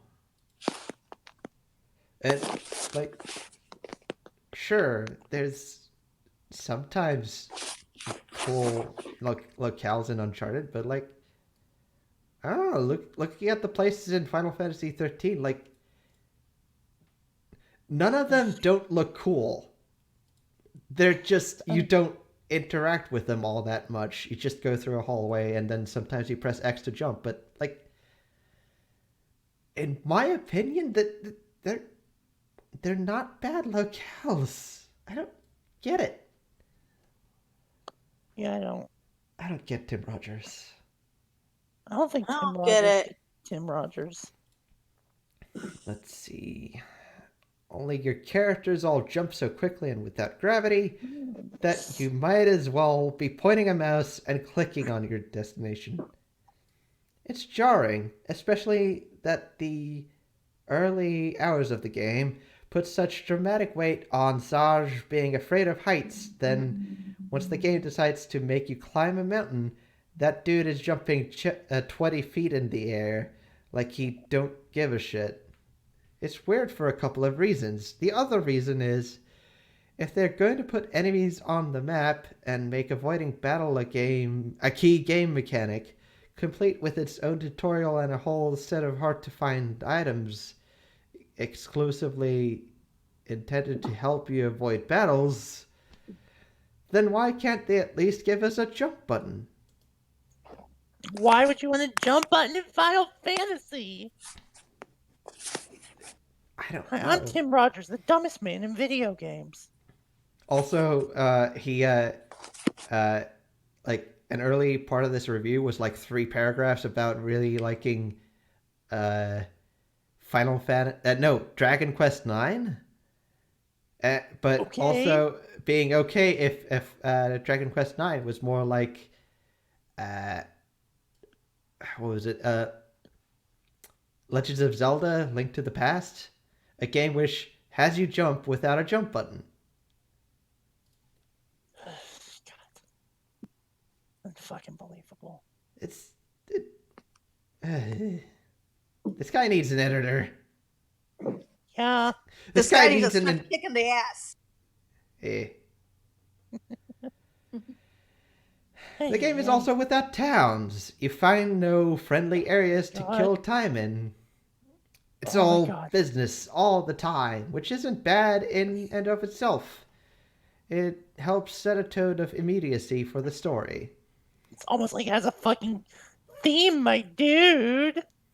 Unfortunately, the story also blows, and you might actually wish so fiercely that some of the characters would die that you really can't get behind the immediacy of survival. We could have done without towns, really. We wouldn't mind a Final Fantasy game where you do all your shopping online, which is what... Didn't they just say that's how it works? Yeah. Okay. We just would have appreciated some more interesting areas, as in, some areas that aren't straight fucking lines. Fair. Seriously, the first 20 hours of the game are a geometry lesson. Every once in a while, you'll be able to see offshoots from the path on your minimap. You will always be able to recognize them as offshoots because they are always short enough to terminate within range of the minimap. The offshoots invariably contain a monster, a treasure, or, later in the game, a switch needed to open a gate further down the main path. This is real lazy level design. It makes the mazes on the back of Denny's Kids' menus look sophisticated. Sometimes the game sees fit to show you the path by having your other characters rush out ahead of the leader. They say something like, "I think it's this way." Of course it's that way, jackass. That's the only way we can go. It's also the way the arrow on the minimap is pointing. Later in the game, as the backgrounds outside each racetrack of level design become increasingly incomprehensible, as you find yourself sometimes walking in circles to avoid a battle, before opening the menu screen to level up your dudes, you might actually get lost.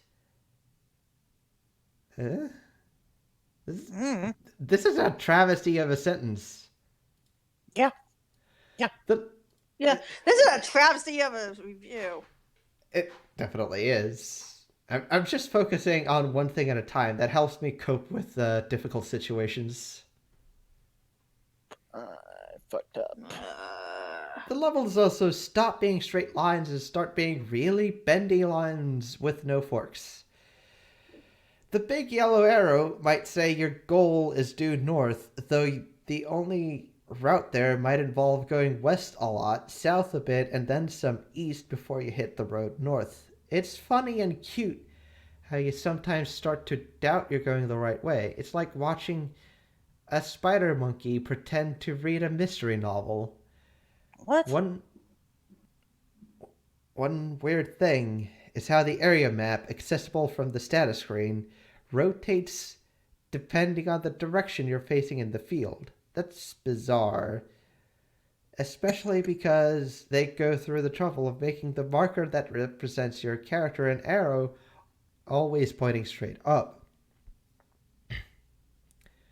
They're probably afraid that if the map didn't rotate, the game's level design would appear unsophisticated even to the untrained eye. In all seriousness, maybe not. The game would probably have no challenge at all if that map didn't rotate.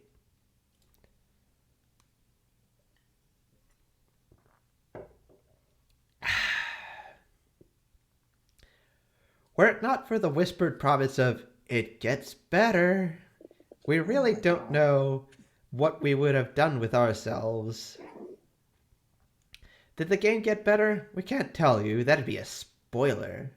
We did play No, it it straight to wouldn't. the You're end, writing though. a review. Yeah, you little not- you fucker. It would not be a spoiler to say in a review about if you think a game is good or not. If the game got good in your opinion. Ugh. Piece of shit. Yup. We did play it straight to the end, though, and even beyond. We fought optional monsters for 25 hours, obtained 2, Wow. in parentheses, the numeral 2, ultimate weapons, uttered such seemingly humorous expressions as, "For God's sake, keep Hope," the character Hope, "alive." Exclaimed such neighbor-frightening sentences as, "Don't cast haste on Fang, cast haste on Lightning, Saj," and muttered such self-confidence-destroying schemes as, "Bet we can surprise these robots." What? Okay. Eventually, So, without context, the things you said don't make sense. Without context. Good joke. yeah, I mean, it's not edgy, you know? It's just really Yeah. good. Very good. I'm not laughing on the inside. I'm sorry. I'm dead inside. Sorry. Oh no. Let's see here. This- Eventually, the ridiculous sight of a monster disintegrating into black smoke precisely as it begins to levitate into the air after a strong attack at the moment after a break became hilarious and triumphant enough to celebrate with a fist pump and a scream and animal sound like we just won the high school football game. Wow, thanks. Crunch occurs in a video game when Oh my you god. feel like you're doing something. I'm not actually doing the finger quotes, but I'm talking like I am. In Final Fantasy XIII, we didn't always feel like we were doing something, though many times we felt like we knew what we would be doing if we were doing something. Good sentence. We guess. I really hate the royal we thing. Yeah. Yeah, it's really fucking obnoxious. Mm-hmm. We guess we enjoyed ourselves. Oh, right. He addresses his own head as our heads. Great. Fucking wonderful. Bravo. About as much as you can enjoy triumphing over an inanimate object that never did anything wrong, aside from being a boring video game. Our final verdict was that the game is God of War, the collectible trading card game, the video game. Which actually looks a whole lot meaner typed out. If you choose to participate in the post-endgame, you'll find an experience about as interesting as pissing with an erection. We understand that women might not understand exactly how difficult this is. Here, watch us labor to produce an female-friendly equivalent. What? Imagine you're wearing an ankle-length thin skirt and have to piss straight-legged, flat-footed, and with locked knees. Gross. Your goal is to allow urine to... Is this a secret guide to how to perform a courtesy pee? God damn it. What? My name's Courtesy Pia. I'm here to courtesy pee on you. You're welcome. That's about how much concentration it, and Final Fantasy XIII's battle system, involves. We have an idea where Final Fantasy XIII came from. Oh, right, there's a picture of lightning, and it's really low res, and it's like posterized in grayscale. Jeez. Oh, and there's a GIF. You mean a GIF? Sure. Joe, if you're gonna have us here for this, you have to say it right. Yeah. We have an idea where Final Fantasy XIII came from. It came not from video game designers, it came from businessmen and artists. We respect the inclusion of businessmen and artists into any video game development team, usually. That usually means we respect businessmen and artists if they are included not at the expense of game designers and level designers. I appreciate the writing when it's not at the expense of, pacing. Mm-hmm. Without art, a game isn't a game. With great art and no game design, the game is a lifeless husk.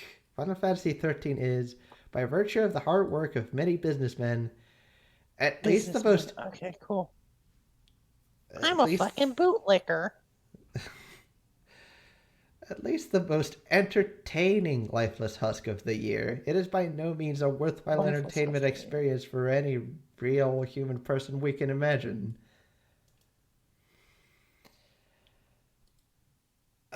The ensuing paragraph is best represented by the emoticon designated start quote and typed out colon, comma, hyphen, comma, numeral 3, end quote. Oh my god. We think that even the game design... Oh, right, I should probably type that out since he took the time. Let's see. Colon, hyphen, numeral 3. There we go. He could have put in those 3 letters, but he didn't. Oh, God.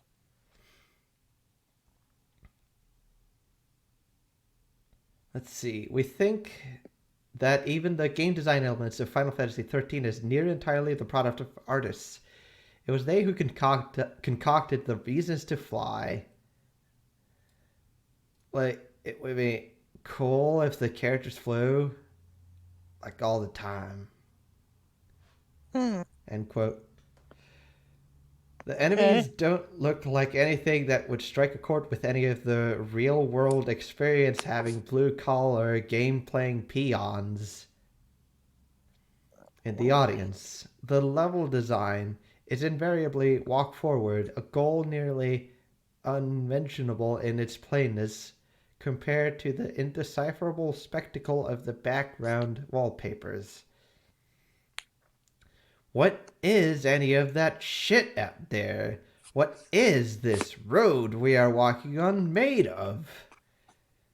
We imagine that most of the time an artist would draw a picture of a monster and hand it to a planner who would then decide which scenic acid-tripping racetrack stage this thing was doomed to wander.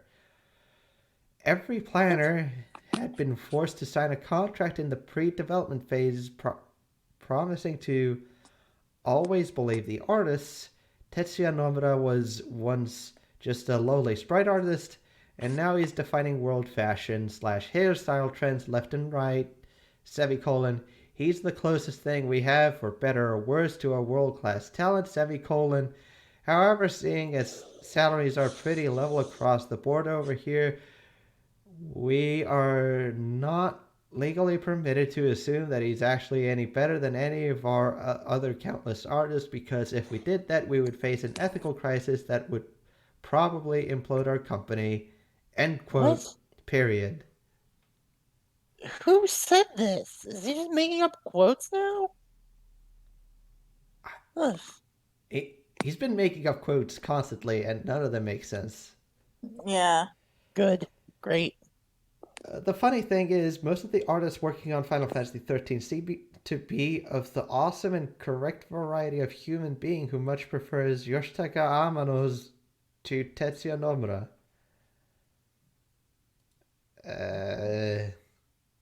Sure. Jeez. Sure. Whatever. Sure. Characters are more or less all Nomura creations. As we mentioned earlier, they're all virtually designed from the ground up to look exactly like someone's favorite character. Lightning is what Cloud would look like if Cloud were a hot girl, that's the point. Fang is what Cloud would look like if Cloud were a hot girl with a different hair color and used spears instead of swords. Wow, you figured it out. The character is very samey. You done did it. Vanille is like what would happen if you based a video game character on one of the many real-world girls who used the video game character Eris as fashion inspiration.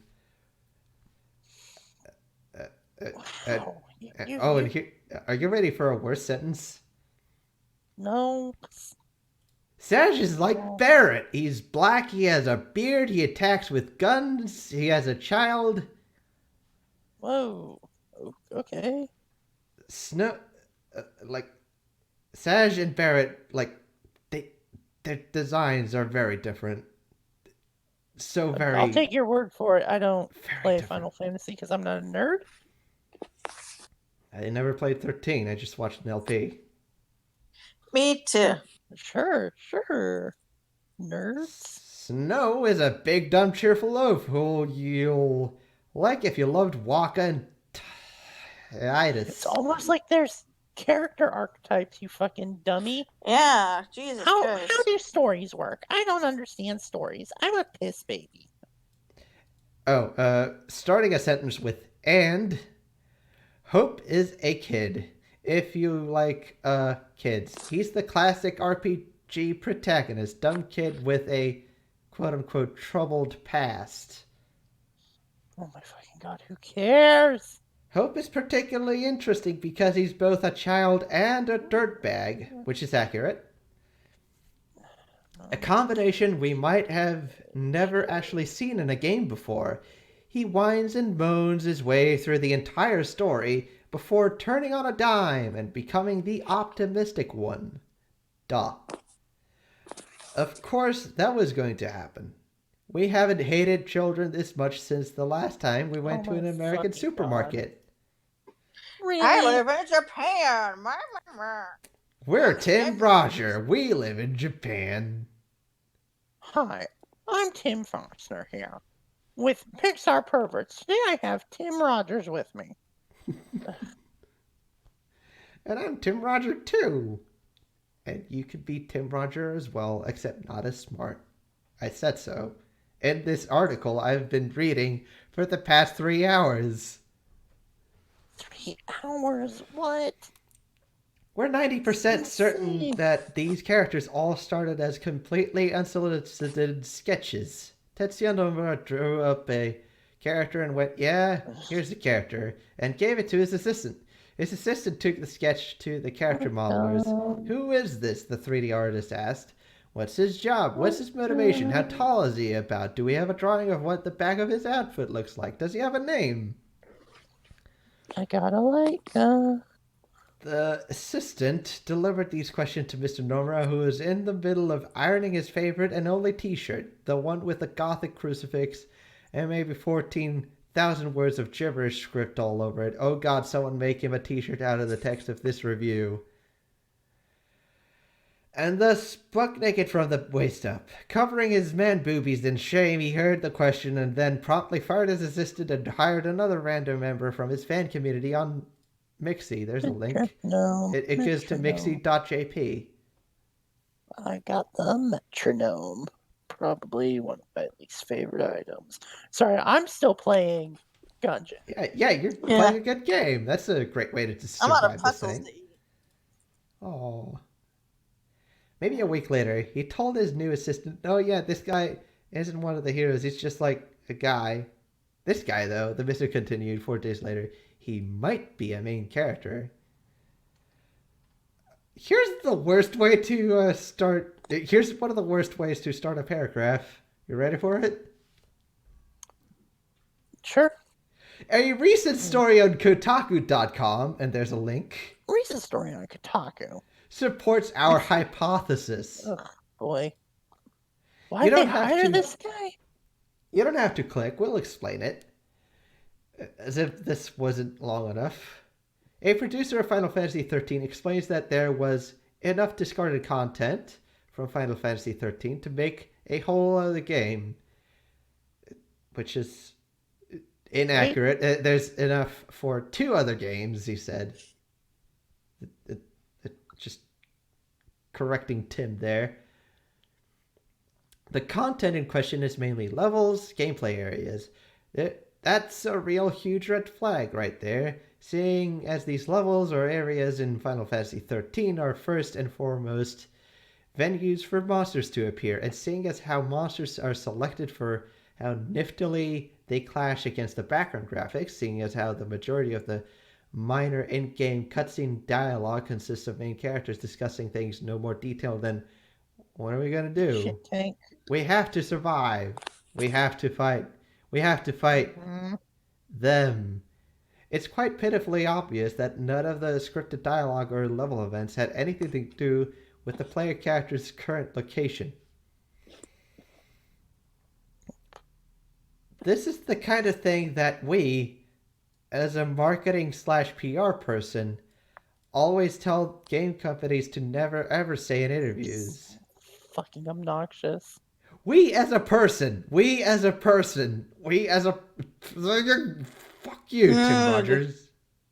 We as the Queen of England. We are not amused by your humble video game. We love video games. We enjoy the Fortnite. No, they don't. Did you see Prince Harry wants to ban Fortnite? Yeah, but that's Prince Henry. He doesn't want his mom having more fun than him. I'm so mad that people are better at Fortnite than me. Prince Henry. The fuck up one. That means that they spent huge amounts of time making levels that they weren't going to use. That's because, believe us on this one, the overall arc/scope of the story wasn't fixed nearly enough in the development. The areas that were eventually actualized as levels by artists, judging by our complete playthrough of the game, we're going to say there weren't actually any quote-unquote level designers, were originally conceived by checklists drawn up during regularly scheduled brainstorming meetings, fire level, ice level, etc. Seeing as most of the levels in the finished game lack any kind of sense of common sense, or even one-word summaryable background art gimmicks, we can surmise that the artists themselves were in charge of thinking of the themes for the backgrounds and then actualizing them via a series of rough drafts and object asset requests. In short, they had no idea what the game was about. Tetsuya Nomura designed characters, some other artists designed some other characters, some other artists still designed huge amounts of enemy-like robot-ish machine things, some other artists flung together lavish architecture inspired by lifetimes of playing Final Fantasy VII and longing desperately to work on a Final Fantasy game, though of course if they did, they'd do something kind of different. Then someone came in and was like, BTW dudes, the game is about this. Then someone was like, oh, I guess we don't need that Dinosaur Island part or that part on the moon. Owning up to enough cutout levels to make another game is pretty much admitting, yeah, we lacked focus from the very start. We had close to no idea what we were doing. Our conclusion is that throwing artists at something doesn't make a game. You need some actual honest to good god directorial control. We've played all of this game and then some, and we realized that it had no directorial control. The story makes no sense. The characters talking nonsenses. They can't speak 10 words without 3 of them being some made up thing. You know how when you say ballerina over and over again, the meaning of the word totally evaporates and you're left giggling for a second, forgetting your age, your birthday, your phone number? That's what all of Final Fantasy XIII is like as a narrative experience. It's a euphoria compounded by the dread of even for a second having no identity.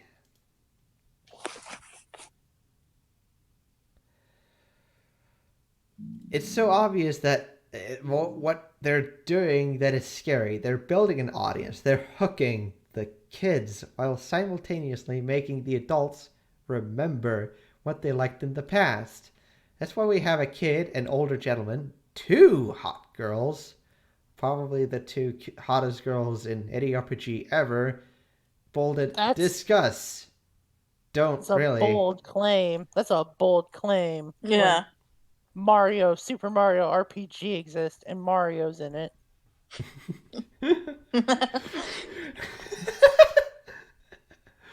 Okay, open parentheses, don't really, open parentheses, no do.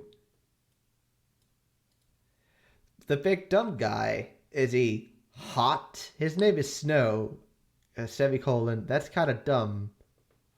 And the cute girl, Vanille, with all the personality depth and texture of Dora the Explorer. For people who would rather fight the Supreme Court for the right to marry a body pillow than pay a real hot-blooded stripper for a lap dance. God. And you know what? Many such men will play Final Fantasy XIII and actually like Vanille. And actually wish they could find a real girl like her. And the scary thing is, so many girls in Japan are just like her. Gross! Jesus. Innocent, optimistic, perhaps hiding deep secrets. Gross! This guy's a parenthetical gross. I'm not gonna read. And many of them aren't like it by their nature alone. They've assembled their own selves from scraps pooped out by the machine of new literature. The speckled and fearsome noisy thing we call an entertainment industry. We have a character like Hope in this game, a 10-year-old boy who hates everyone and is also very sad, BTW, because the game wants to speak straight to the 10-year-old boys in the audience. By the way, the reason he's sad and not all that happy is because his mom died. Widow? And yeah, He was on vacation, and like with his mom, and like, she falls off a fucking highway into an abyss. The train gets attacked, like on the way to being dropped off at the end of the world. Who joined the call? Hi, Crow. Oh, hey, Crowseth. Crow's back. Back? It's the first time he's here. Wait, who the hell? It was Clark.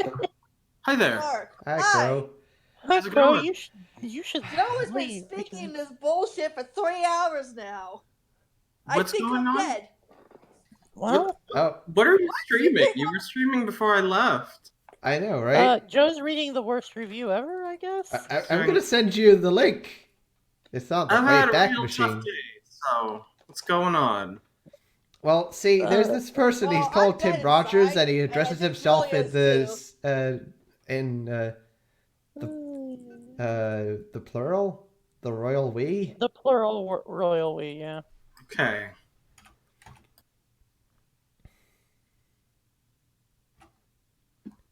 Oh, Julia's there. Hello, Julia. Yeah, I 100% am.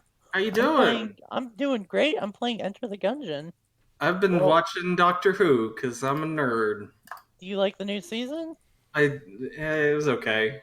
Actually, I was watching the last season because I never did. Oh. With where they're at the college and he's Yeah. hanging out with college girl. It's pretty good. Yeah. Yeah, it's okay, except Yeah. for the ending. I gave up on Doctor Who about 4 seasons ago. 3 You or 4 should seasons watch ago. I the know. new season. Yeah. Yeah, watch the I know new I one. should. With the lady. She's a lady doctor. I just get so annoyed that I'm like, why am I even watching this? And then apparently it gets good, but it's like, The new season with Lady Doctor is legitimately really good. It has like good episodes. It has more good episodes, I would say, than bad episodes. To be Got Bradley honest. Walsh in it. Bradley Walsh is great. Yeah, Mhm. like the last season I companion. watched was with Clara. Taking this opportunity to have a sip. Laura? Clara. Clara, yeah, her. Oh yeah. And a lot of stupid crap happened with her, and it's like I actively dislike Moffat. I think he's a hack. Well, he's Yeah, gone Moffat's- too. yeah, so- Moffat's that's gone. good. Yeah, he Thank quit. goodness. The Because new like it showrunner just is- culminated in all the annoyances I had with Moffat in the first place, and how the character direction went, and Yeah. No, he quit, so he's gone. okay. Now the show is run by the guy who did Torchwood, which is not necessarily an improvement, but it is a different person. Yeah. I don't know. I mean, the main annoyance is that all like the companions, they were all a puzzle for the Doctor to be solved. No, they didn't enjoy it because of the sense of adventure and wanting to, to travel across time and space. No, they actually were a mystery. Oh yeah, that's all gone. The companions are just like a sad grandpa and Yeah, it's really good. and a guy and a lady. The girl companion is kind of boring. She's not that great. But, She's a cop. yeah. I don't know, but I'm such a big nerd that I listen to Doctor Who audio plays because that's my thing. So Nice. And I found a torrent of all of them Oh God. that have ever been released. So I've got a lot to listen to. It's pretty sweet, pretty cool. All right, moving on. Who playing this game really is 10 years old? What 10-year-old is strong enough to carry a PlayStation 3 home from the store, open parentheses, joke, close parentheses, question mark? What is this a review of? Final Fantasy XIII. 13? Oh. Sure, we, that being Tim Rogers, first played Final Fantasy on the NES when we were 10. And we played and loved Final Fantasy IV when we were 11. Though you know what? Final Fantasy IV is a story about a man who is easily 30 years old, being a child, in addition to being a despicable, self-loathing kind of existence. It's also a period of looking up to adults, wanting to be one, and actually formulating dreams and plans for what we're going to do when we're adults. Why put a 10-year-old, Donor replied to this post with Hope's real age, Plox, into Final Fantasy?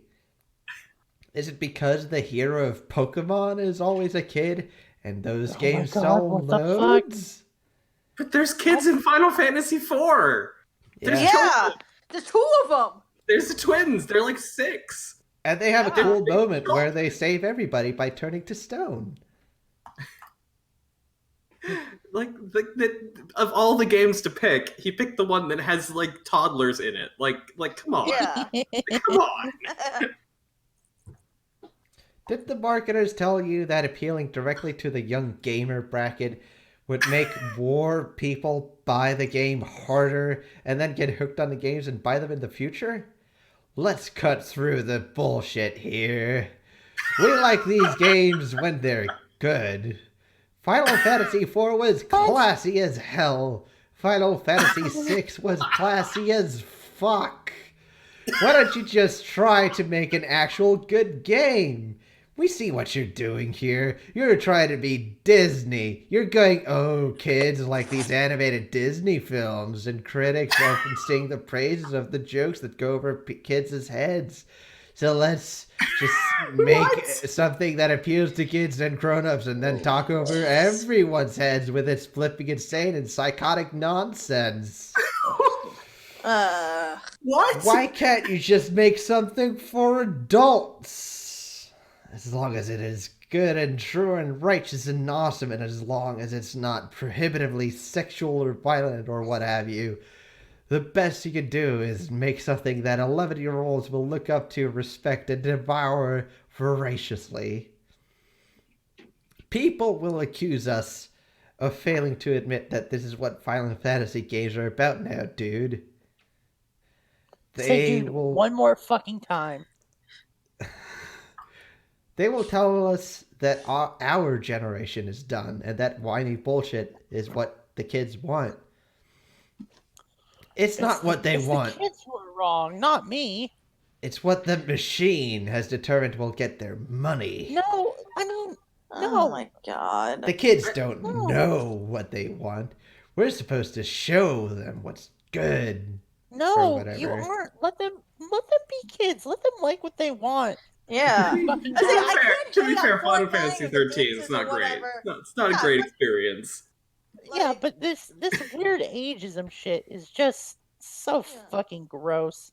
Yeah, see, I personally don't like Fortnite. And and yes, I do find the dances kind of annoying. However, I'm not gonna be like, oh, these children, because my god, when I was a little kid, I grew up in the boy band wars. Holy shit, was that an awkward time? Yeah. And the internet was new, so there were all of these, I was like, oh, anti this boy band page, just an anti this boy band page. I remember this shit. I have trouble believing a kid would like Final Fantasy XIII, actually. It's pretty boring. Yeah. This review is pretty boring. It is true, though, that they designed it the way they did because they wanted it to be more like Call of Duty. That was their official, principle. Rules. And that rules. It's not. It's not very much like Call of Duty at all, so it didn't work out, but that was their plan. At the end of the day, we have a game with a cute little battle system that reminds us of the futility of existence. We have good ideas rooted in the most compelling trends of action games, executed in a way that makes us realize every little molecule of the world is a hideous lie. We have really neat art full of objects imaginative enough to be scary, pretty, and shiny and clean and flawless as they are. Its first 20 hours are a circle button pressing simulator. We say simulator because though you are in the real world pressing a button with a circle on it, the effects are mostly imaginary. You need only press the circle button 10 times to win the average fight. Nonetheless, you will press it maybe 200 in the course of a typical fight. You will never press the circle button so many useless times anywhere else in your life. Oh, here's a parenthetical. We just realized that the English version's confirm button is X. We will not rewrite the above paragraph. That's because he's got integrity. He doesn't want to... He's not going to change his opinion. Editors are for writers who sell out. Yeah. You come so close to almost enjoying this game, only to have your brain yanked out and dangled in front of your eyes every time you notice something like how Sage's 2 pistols transformed needlessly into 1 rifle for maybe 1 out of every 4 rapid-fire physical attacks. Why the hell does that happen? Because it's cool.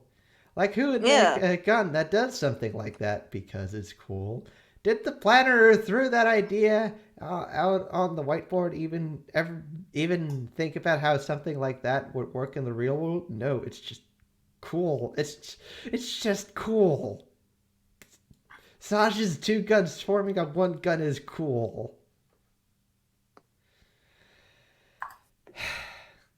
You spend nearly 30 hours walking a tightrope littered with tutorials. At one point, the game literally tells you via a pop-up menu that you have to kill both of the enemies in this enclosed area in order for the laser fence to be deactivated. At one point, you come across some monsters. A tutorial window says these monsters are very powerful, you should avoid them. The characters are constantly talking to another in the field screen. They only ever say things like, oh, this way, or I'm getting tired, or let's keep going. Why can't they say, these guys look tough, we'd better avoid them, and yeah, I don't think we should fight these guys. It's frustrating to see so many missed opportunities. Here's a game where the experience of playing it and the goals of its creators exist in two very different obsessed compartments. We shudder to think of what actual game design tweaking would have entailed. Cleaning the bullshit out of this game would have been as mindless, tedious, and exciting as brushing your teeth 8 hours a day without the bleeding gums. Or maybe not. You know, breathing the same air as Tetsuya Nomura, etc. Then he closes 3 parentheses there. Wow. He really likes doing that. Like, just I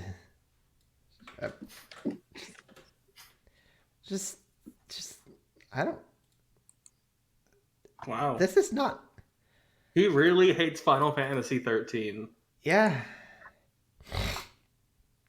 Eventually, the game gives you the world, and it looks nice, like a game you'd like to play if only you had the time. Waiting 28 hours to finally let you choose your party/leader/job is like dating a girl for 9 years before trusting her with the key to your apartment.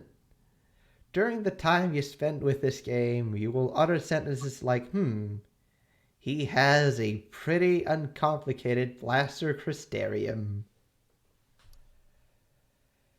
At the end of the day, all that this game is us enjoying looking at the pretty things, even if we don't know what the Christ anything is at any given time. None of the cinematic sequences show us anything really incredible that can also be defined in human words. Though in their own self-contained little kleptomaniac compartments, they are without a doubt spectacular feats of computer animation. Okay, fair enough. But he really likes the word kleptomaniac, and I don't think he knows what it means. The only time he knows kleptomaniac is when he's going through his neighbor's trash can. They must have been very difficult to imagine. It's almost as difficult to articulate the way these things make the player feel. And yeah, Crow, you missed out, but there's been like 5 different instances of him comparing something to going through the neighbor's trash. That's weird. I think he's secretly a raccoon.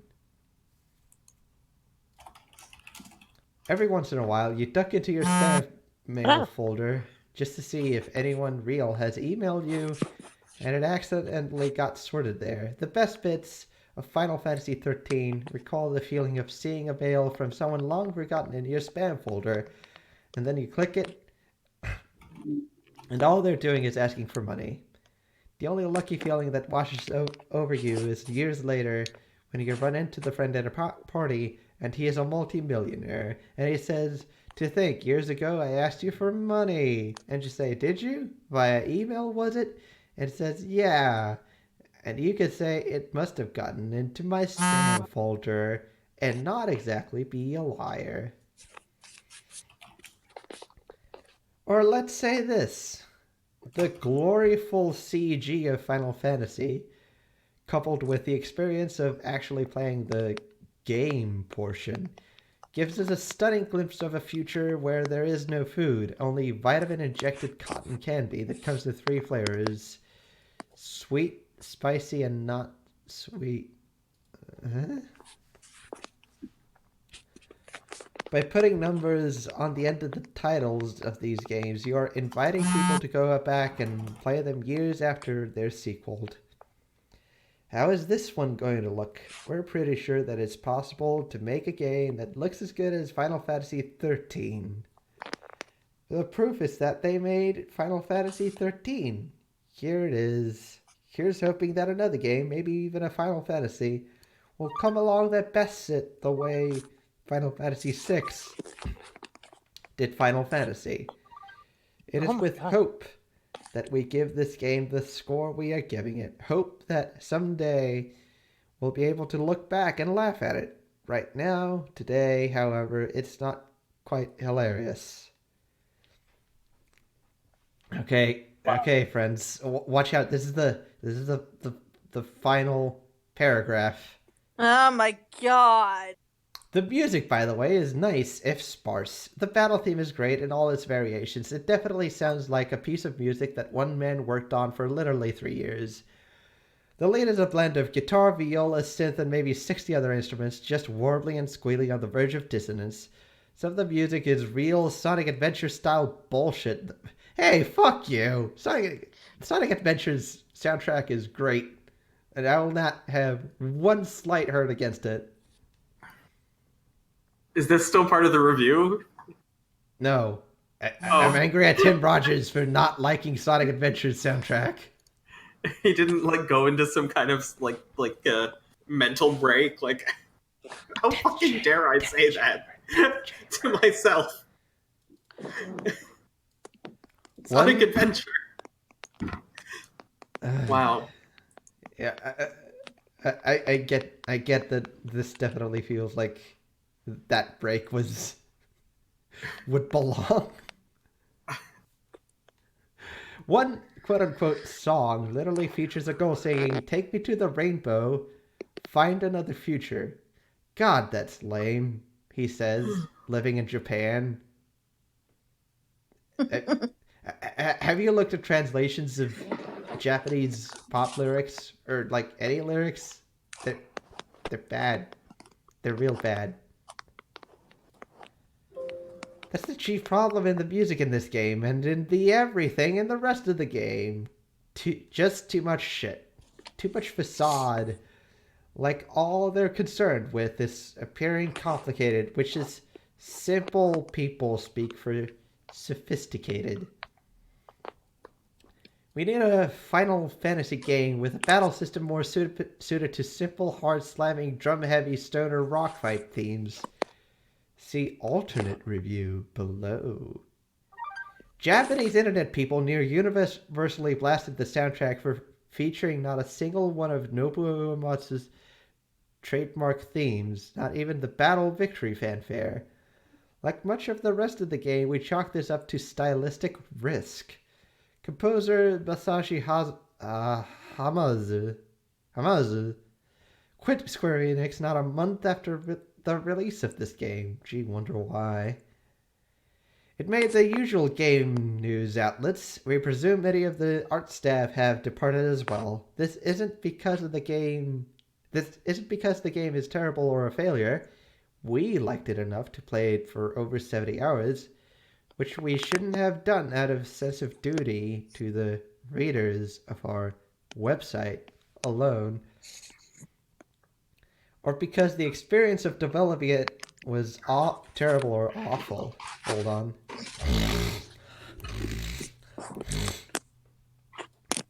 Yeah, sorry. I was getting nasally there. Just like Tim Rogers. Just like Tim Rogers. Hi guys, I'm Tim Rogers. I live in Japan. No, we live in Japan. See, there's this little oft-whispered idiom in the Japanese games industry. If you work on a Final Fantasy game, you could get any job you want in the industry, even work on a Final Fantasy game.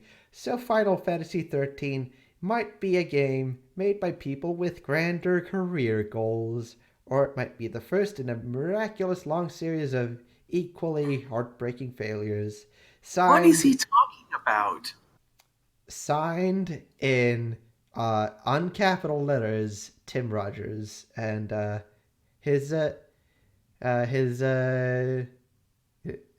name there is a link. to 108 at square bracket, square bracket, square bracket, no spam, square bracket, square bracket, square bracket, actionbutton.net. Is this is that's it's that Tim Rogers? Yes. This is Tim Holy Rogers, shit. who works at Kotaku now. Tim Rogers, who is the dumbest boy alive. Yes. Wow. I thought this was just some guy who was angry on game FAQs, but I sent you the link, didn't I? I didn't click it. I was Click listening it. to you. And the first two comments. Action.net. Yeah. Oh my god, I remember this website. Didn't he take a bunch of donations for it? Didn't I take a bunch of what? Yeah. He took a bunch of donations for it. He stole a bunch of money from people. Yeah, I remember that. That's right. That's right. This was a thing. He did a crowdfunding thing for it, I think, and then he just took all the money and made this. I think that's I think that's what happened. I might be thinking of something else, but I don't think so. That's oh my god! I forgot all about this. Oh, and the first comment, I gotta say, the first comment is by Tim Rogers, and it says, "Nice review, jerk." I had forgotten all about this fucking website.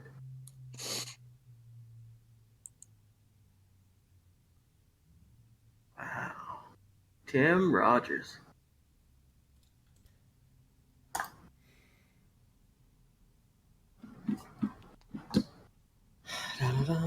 We're done! Woo! No, but it's kind of like me playing with a really shitty kazoo because you don't feel any better for winning. Hold on. I got it. Hold on. YouTube.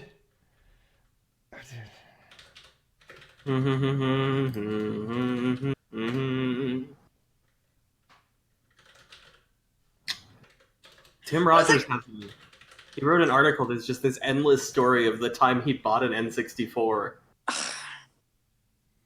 And he talks about buying it from this woman who had smoker breath and it's awful. There's no point to it. I put this on. Okay. Oh wait, shit! That's on my TV, which is hold on. Oh yeah, that thing. That's pretty much how I feel.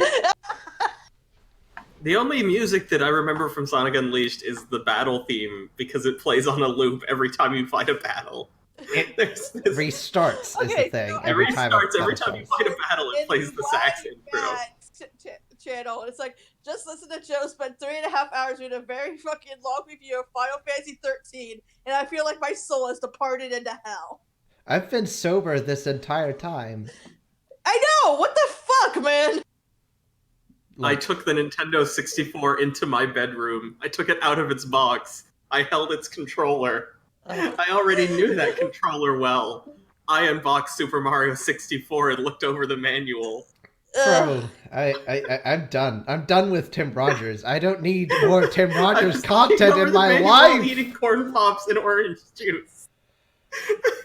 Oh, and here's the thing: the reviews. I read the comments while doing this because, you know what? Because I'm well, I was going through the cursed images thread, and then I'm maybe some regular gifts, and then I'm you know what? I'll read the comments, see if anyone says, why did you spend it's why did you have so many fucking words that are completely useless, and all you had to say was, I didn't care for it. I bet Tim Rogers likes Ready Player One. Oh my god. Maybe the biggest burn against Tim Rogers tonight. Well, I'm gonna say goodbye to the stream. Thanks for watching this VOD, I guess. Bye. Bye. Adios again.